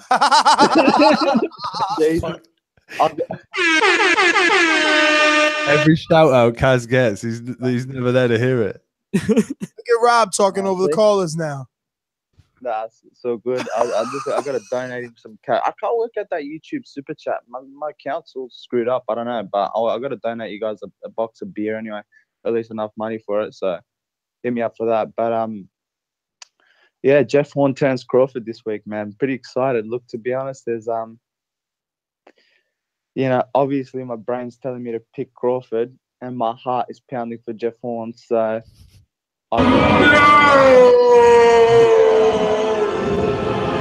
don't do it, Alex. Don't do it. An Australian with a heart pick. Yay.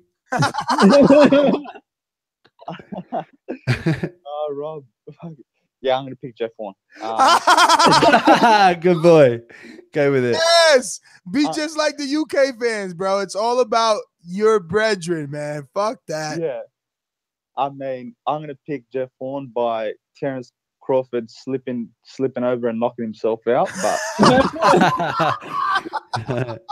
some miracle of God is hopefully look, Jeff Horn, okay, in all seriousness, Terence probably going to win the fight, but I think Jeff Horn's going to make it a lot tougher than people realize. I think people are just underestimating him. I think he's bigger. He's going to come in. He's going to try and similar sort of tactics, like bully tactics, use his weight. So hopefully that works out for him. I'm picking Santa Cruz over Mares. I think he's just too active. He's a very active fighter, and but he seems like he's got an infinite gas tank. He's just very good at what he does.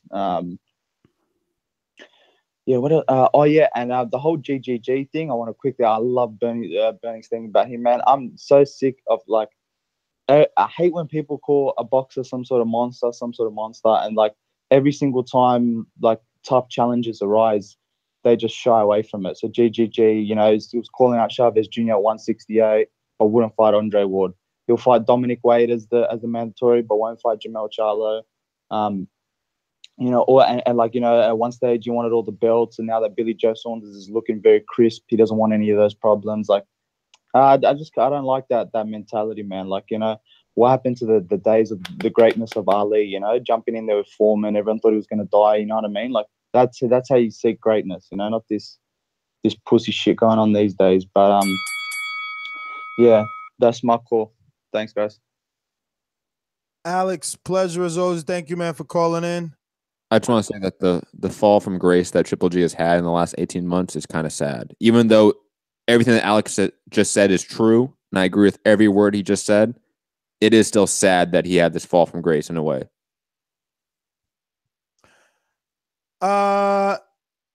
Gary, Dallas. Hey, what's going on, fellas? What up, Gary? I want to get these picks going on, man. I want to get these picks in real quick. I think Crawford's going to win, obviously, and he'll win by a wide decision, but it's not going to be an easy fight. I think, Horn's going to make him fight. Horn's going to push him. Now, he's not going to win a bunch of rounds, but it's not going to be an easy fight. When you look at it, you hear cards like 118, 110, and 119, 109, and things like that. But it's not going to be indicative of the fight. Horn's going to make him fight. He's going to test him the same way Lipinets tested Mikey, right? You wouldn't say Mikey had an easy night with Lipinets, right? I mean, he had to fight. I think that's what Horn is going to do to Crawford. And I think Trout, it's going to make a fight of it. I'll take Charlo by unanimous decision, but I think that's going to be a pretty close fight. And what's the other one? Oh, Mares. I'm going to take Mares. He's with Garcia. I think he's just gonna outwork him on the inside. He's gonna win the fight on the inside. So I'm gonna take Mares to get a little revenge in that one. Am I missing anything? Is that it? Tyson Fury fight, the Terry Flanagan Maurice Hooker fight. AJ Wilder, Rob, Matt debate. Oh yeah, my boy. Yeah, my boy, Mighty Mo Hooker. I don't think he can win. I mean, we're going with our brains this year, not our hearts, right? Yep. I'm going to take Flanagan to beat Hooker. Well, Alex from Australia went with his heart. Well, he obviously did not follow the game plan. It's okay. Yeah, he doubled back. We're not doing that this year. I can't take my Dallas, Texas boy. I got to take Flanagan in that one. And obviously, I'll take Tyson Fury by an early knockout. I say 4th, 5th round. I don't even know who the hell he's fighting. What's the guy's name that Tyson Fury is fighting? Zephyr Safari. Zephyr Safari. Yeah. That's Albanian cruiserweight. Is that thing on TV, or how am I going to watch that? How much? Showtime YouTube, or Showtime on Facebook. Okay. All right. That's. Oh, and real quick on Triple G, him being stripped of this belt is actually a good thing, because we may get Derevchenko against Jacobs as a result. You know what I'm saying? It's like when they strip the belt from Steve Thurman. You got someone who's just hijacking. No, you'll never get Jacobs. You'll never get Jacobs versus Derevchenko. They're trained by the same trainer, managed by the same manager. I understand, but who's the number one by the IBF? It's Derevchenko. Who's the number two? They don't have one. So who's the number three? It's Daniel Jacobs. So Jacobs gets the first right of refusal to take that fight. Yes. So you think Andre Rozier is going to split himself down the middle? I can't answer that question. Answer it next show. All I know is Jacobs. It's like saying Earl Spence will move up to 154 and he has no problem fighting Jermell Charlo. Yeah. No, he would. That's his best friend. Like that's his. Eric James is gonna run from corner to corner. He'll just ref one round. Like he'll be there first round for Earl, second round for Jermell. That sounds real cute. Let's go out to Idris. Oh, sorry, Idris. Sorry, Idris. I deeply apologize. Ron, the masterminds of all masterminds, on the line. Ron, how are you? Ron, yo, what's up? I'm just gonna do my quick picks. I got Crawford winning that fight. I got Santa Cruz. I got Tyson Fury. What else am I missing? Oh, Charlo. And then I don't really know much about Flanagan and Maurice, so I'm just gonna not pick on that. Just watch that one. But I do say that this was a terrible planning that they did for this week for the fight. Like they have 2 fight cards, a UFC event going on the same night, and then they're trying to promote an ESPN Plus app. I'm curious what the numbers are going to look like for the fight. It's kind of like last Saturday. We'll probably never know. I wish they just we should have just pushed. I don't understand this stuff. Like they don't plan these things right. Now I have 2 TVs. I'm going to obviously be, paying attention to one fight over the other. I mean, if someone wants to watch UFC as well, it's like all the attention split. So, but that's my call. That's it. Ron, thanks for calling in. We're going out to Idris in the UK. Talk to me. Yes. What's going on, man? It's been a while since I called, but you know what? I've been listening to every show, man. Let me make my picks quickly. I've got Terence Crawford by RTD, yeah? I've got Jermell Charlo by TKO. And I've got fucking Tyson Fury to beat the second best cruiserweight in Albania. Let me tell you something. Hey, Ness, I want to tell you something. I've got a problem with Canadians, man. They're always calling in, chatting shit about the UK, man. And Rob's always holding it down, man. I think you need to see out the next border wars and become a promoter and do UK versus Canadians, man. I've got a big problem with them guys, man. I'm going to sign up if you do that for me, fam. Me and Rob are going to take them out. Canadian, Jose, and a lot of them, man. We got Canada, man. But bunch of assholes. We always got at least 7 Canadians in border wars. They're not afraid. Listen, ever. man. I'll bring 7 Brits, man. Listen, you got a lot of British callers, man. Be a promoter for the next one. Sort it out. I'm telling you, I'm serious. You can get all the ones that have been chatting shit. You know the loudmouths, man. How much do you weigh? Back it up. How much do you weigh? Tell me your pounds, though. I don't know stone. 147, he said. Oh, okay. Welterweight. 7. I'm walking around at like 160. All those Canadians are like cruiserweight sizes and better. And cruiserweights. Well, listen, man. I'm beating up all the cruiserweights. We got to give them a handicap and that, because what have they ever done for boxing? You get me? It's going to be a Lemieux type of ordeal, innit? So, cruiserweights, give them a little handicap. It's an open challenge, man. I'm pretty sure Rob can take on a couple of cruiserweights as well, man.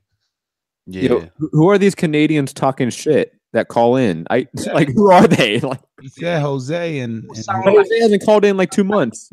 Oh, yeah. They all sound like, what you call it, legendary boxer. He said they all sound like legendary boxer. Hey, listen. Anyway, man, keep up the good show, man, and that UK hour, man. That's doing big things, man. I think you lot are gaining international attraction now. With that shit, man. Look at Rob's smile. I'm just a Stevie Wonder over there. He like the Stevie Wonder. Rob's about to clip that soundbite. Isn't it lovely? Expanding, you're becoming a bigger brand right now, man. The UK hour. Shout out to Rob. Hey, listen, I wanted to ask about the Okolie, yeah. Him and Marcellus Wilder have been getting at it on Instagram, innit? Oh, they have? Really? Yeah, they've been talking smack to each other on. I'm sure they're gonna keep Okolie away from him. I don't know about that, man, but that's got to be like 2 years or a year or 18 months down the line, innit? I mean, the UK like to make early fights. Remember, Marcellus had his pro debut. He's a novice, isn't he? Marcellus had his pro debut. Okolie is 9-0. Let's slow down a little bit on that fight. No, Marcellus' last name is Wilder. He had his first fight, and if it's any indication of his brother, he will be in a legit fight in about 30 fights. So, shots fired by Matt. He ain't going back to Alabama. Matt trying to get that joke open. He left that joke to me easily. Come on. They're gonna be waiting for Matt. Listen, Idris, No punching after the bell. Thanks for calling in. Protect yourself at all times. We're moving on to who we got. Jesse in Richmond, California. What's up, Jesse? Alrighty then, another strip on the Barbie. How's everybody doing tonight? We're doing great. Why are you using that radio voice? I like it. Perfect. Well, I'm an angry Canadian, and I'm ready to fight everyone. Mainly those crazy UK guys. But I don't want to talk about that right now. I want to talk about the interesting idiosyncrasies and bureaucracies and nuances surrounding the latest developments of boxing. Now, I'm not as well informed as you folks. Yes! And I don't intend to make all my picks, but I am excited to see Mr. Crawford do his thing. Who can hate this man with that lovely orthodox and southpaw switching up style that bamboozles his opponents? I tell you, it's going to be easy work. I'm excited to see the sweet science once again. I'm out. Peace. Sounds a little bit like Santa Claus. Santa? Yeah, like when you call the Santa Claus hotline as a kid, and he's like, "Ho ho ho! This is Santa Claus. What do you want?" I mean, I'm doing a little bit. What you want? What do you want for Christmas? What you want? Yo, Santa's about to have a heart attack. He sounded so old right there. Shout out to Jesse, bringing the high energy. Jesse brought the energy. Thank you, Jesse. But quickly before we wrap up, because I haven't broke it down, I don't think any of us have. But the Terry Flanagan Maurice Hooker fight, Terry Flanagan should win that one comfortably. Hooker's always looked a little bit suspect to me. I remember seeing him live against Darlis Perez at the Andre Ward-Sergey Kovalev undercard, and he won that due to, I'm going to say robbery, but I don't like using that word, so I'm going to say controversial decision. Terry Flanagan's too good, even though he's moving up a weight class. I think he's always been a big lightweight. So now we have him at 140. At the weigh, or not the weigh-ins, but all the pictures leading up to it, he looks to be in good shape, looks to be a little bit healthier, I would say. A little bit less, gaunt and drawn out from the weight cut. I think we're going to see Terry Flanagan come up here and then probably beat Hooker and then enter the World Boxing Super Series after that. So I can't wait to see that. Probably going to go decision, though, for this fight. For any of you bettors out there, neither guy has the most power, and both guys are kind of tough. Yeah, I think so. Go ahead, Matt. Right in here, No, I was just going to say, I just agree. I think Flanagan's got this. And you said Darlis Perez. He's fighting this weekend, by the way, on the Crawford undercard. Who's he fighting on that card? He is fighting Max Dadashev. Like, Dallas is only lost, so, Who? What? Perez has never won. Like, he's known his. No, I know, but I mean, the Hooker Perez fight on the Andre Ward-Sergey Kovalev undercard was almost a robbery. Like, you can argue that. Like, Hooker won that, but it was one of those when all of us were there live for it, because I remember that was appreciation night. We were all there. You weren't there because you're not a hardcore fan, but the rest of us, like Pittsburgh Brew and myself, we were all there, and we all thought Darlis Perez won that handedly. So Terry Flanagan should clean up here. Collect a vacant belt in the process. Shout out to Queen City Cobra Anthony Edwards in the super chat saying Jesse called Horn a shrimp on the Barbie, laughing face emoji. Shout out to you. Yeah, I went to get some water. I wanted to say that I really appreciated Jesse's call. Hope you hear this on the playback, brother. I love the enthusiasm, right? Like, that's amazing, calling like that. So keep it up, brother. Keep it up. Final thoughts are, look, great weekend of boxing. I can't complain. We'll be busy all weekend. I mean, Matt says something about a simul live chat. I don't even know how's he creating. So how we would do it is 2 separate live streams. So one live stream, whether that be like Enrique and you would do, let's say, the PBC card. Let's say you don't want to buy the ESPN app. You want to just watch the PBC card. You watch that. Then me and Doomy watch the ESPN card or something like that. Like, just throwing it out there, since we have 2 fight cards on the same time, same day, optimize, potential viewers. Nah, I'll just go to bed or something then. Yeah. I thought you might be sleeping, Rob, because you don't stay up for the the U.S. I said I'd stay up for Crawford. You did. Oh, you did. Oh, okay. Oh, he wants to stay up for Horn. There we go. Me and Rob can do Crawford Horn, and you and Enrique can do Charlo. What time is that? What time will it be, Robbie? For that, I think Horn Crawford. The telecast here starts at 1:30, but I don't know what time it is in Vegas, right? It's going up against what fight? Against the Abner Morris? Yes. That's crazy. I don't like that ESPN Plus idea. No, poor Crawford cannot win for losing, man. Fucking bullshit. Why would he say yes to go on ESPN Plus? Hopefully, he got the bag. He got the bag. Yeah, he get that upfront money, but he get no popularity, bro. I understand, but I mean, look, the ESPN wants this thing to be their Netflix. Yo, they're pumping hundreds and hundreds and hundreds of millions of dollars of live TV. Let me finish. Of live sporting content in this app. I'm not saying buy it. It's below market value. If you don't want to pay for it, you don't pay for it. Like, you can find these fights on YouTube literally like an hour afterwards. It's not that hard to find these fights. But there is plenty of content out there if you're more than a boxing fan. This app is plenty worth it, in my opinion. Does anyone remember Sergio Martinez? Yeah. Rob, you know who his last fight was against? No. Cotto? Exactly. That's why, because legacy doesn't mean shit. I don't know what that had to do with what I said. You'll be forgotten, bro. You could get the big fight. You get the big fight, and it's on the wrong network, and no one remembers what you did. Right. Dongo's accomplishments of unifying as quickly as he did, coming out of nowhere, no one would know that in 24 months. I don't know about that. The UFC is going to fucking ESPN for over $200 million a year, like ESPN Plus. So, like, they're putting live content on that app. Again, I'm probably only going to buy it when I need to for this work. But if you're a sports fan, it seems like it's going to be worth it, especially in about 12 months when they have all this content rolling out on it. Hopefully that is the case. But you know where you can find me? Instagram and Twitter at NestGTO. Don't forget to catch all our Patreon exclusives. We got Standing 8 Count. We have Untitled and Overtime. Untitled drops Monday, every single Monday at 7 p.m. Eastern Time, only on Overtime, only on patreon.com/ThaBoxingVoice. Me? Enrique?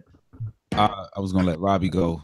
Yeah, finally some boxing back. Another a good weekend after, slim weekend last time. But yeah, you can follow me Instagram and Twitter at UKRobTBV. Obviously, tune into the much loved UK Hour next Wednesday, 10 p.m. UK time, 5 Eastern. Hit the thumbs up, hit the share, just show the love. Yeah, well, you can catch me in a Cherry Red 150. Got the glizzy locked in the strizzy. TBV all day. Everything, you should have said I got the blicky. Got the blicky up. Drunk and pissy up. No, but what the hell? That was a horrible party. Word, right? Nah, but I'm on Twitter, TBV_casual fan. I'm also on YouTube, TBV_casual fan. I'm also on IG, Fight Talk, and I have this Patreon page that's bubbling. Shout out to all my Patreons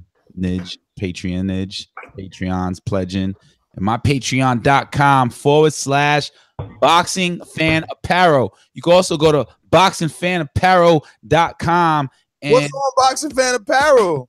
Go check it out. boxingfanapparel.com. It's active. It's live. I actually sold out. Uh-oh. How many were for sale? I had about like 48 pieces. Nice. All one-offs? All one-offs? Premium. I feel bad because I got to get Rick his shirt. Rick, if you listening, I'm about to go in production again tomorrow. Did you give Armstrong his shirt? Stephen Armstrong from the UK, right? Yeah, from the UK. Yeah, I got to hit the post office. I sent him two to keep him calm, but he's still. How do you do it, though? You mean you go to the post office and ship it? I understand that part, but I mean, how much was it? Like, what's the local? Nah, I ain't no local B. You gonna pay like $13, $15. Oh, he said he was gonna pay for it, so I just wanted to get him. Man, you balling. Yo, Steven, you ain't pay for my fucking shipping. What the fuck? What the fuck? He getting a premium shirt from me. Oh, he getting a premium shirt. Premium. You gotta pay the weight. Oh, he gotta pay because he called it premium. Premium. I mean, it ain't because it's called, it's because it is. BoxingFanApparel.com. Go log on, see what you like. Oh. Mm-hmm. Or patreon.com/BoxingFanApparel, let alone BoxingFanApparel.com. But yes, final thoughts. Triple G got stripped. I mean, it happens. I mean, his fall from grace is what it is. Last 18 months, he's arguably lost every fight except for this Vans Martin fight. And now he's lost the belt, lost the money fight with Canelo. Doesn't look so great for Triple G. DIllian Whyte versus Joseph Parker. Great fight for the division. Not the greatest fight that could have been made, but still a fantastic fight. Still one that I'm going to be hyped for and excited to see. Obviously, so many fights this weekend from even small cards like tomorrow's card on ESPN2 with Diego De La Hoya, CBS Sportsnet tomorrow, ESPN Plus, obviously, with Terence Crawford versus Jeff Horn, and a Showtime with Abner versus Leo Santa Cruz and Jermell Charlo versus Austin Trout. Check those out. Full schedule TBV Sunday, Monday, Thursday, 7 p.m. Eastern. Shows guaranteed those days. UK hour, 5 p.m. Eastern on Wednesday, and sending 8 count on Friday, 6 p.m. We are doing topic posts and question posts for like Patreon sections and segments for all of these shows. All of those Patreon topic posts are public. So even if you're not a Patreon member, you can guarantee that your topic and question is answered on the show directly. Go to patreon.com/ThaBoxingVoice. I'm Matt, the Hipster. Naja, who's on most of our live Patreons. She's a brand new Patreon from the UK, super supporter. That's why we love the UK fans. You know, you guys just need to stop backing up UK fighters, then you'd be like the ultimate boxing fans. Well, what makes them really ultimate boxing fans, they back up the Boxing Voice. Bro. If you really want to back up the Boxing Voice, you can follow me at MattHunterTBV on Instagram and Twitter. Mixed Combat Radio on YouTube, Patreon, iTunes, etc. Peace. Take the top off, let the sun come in. Woo! Remember to rate us 5 stars on iTunes. Peace.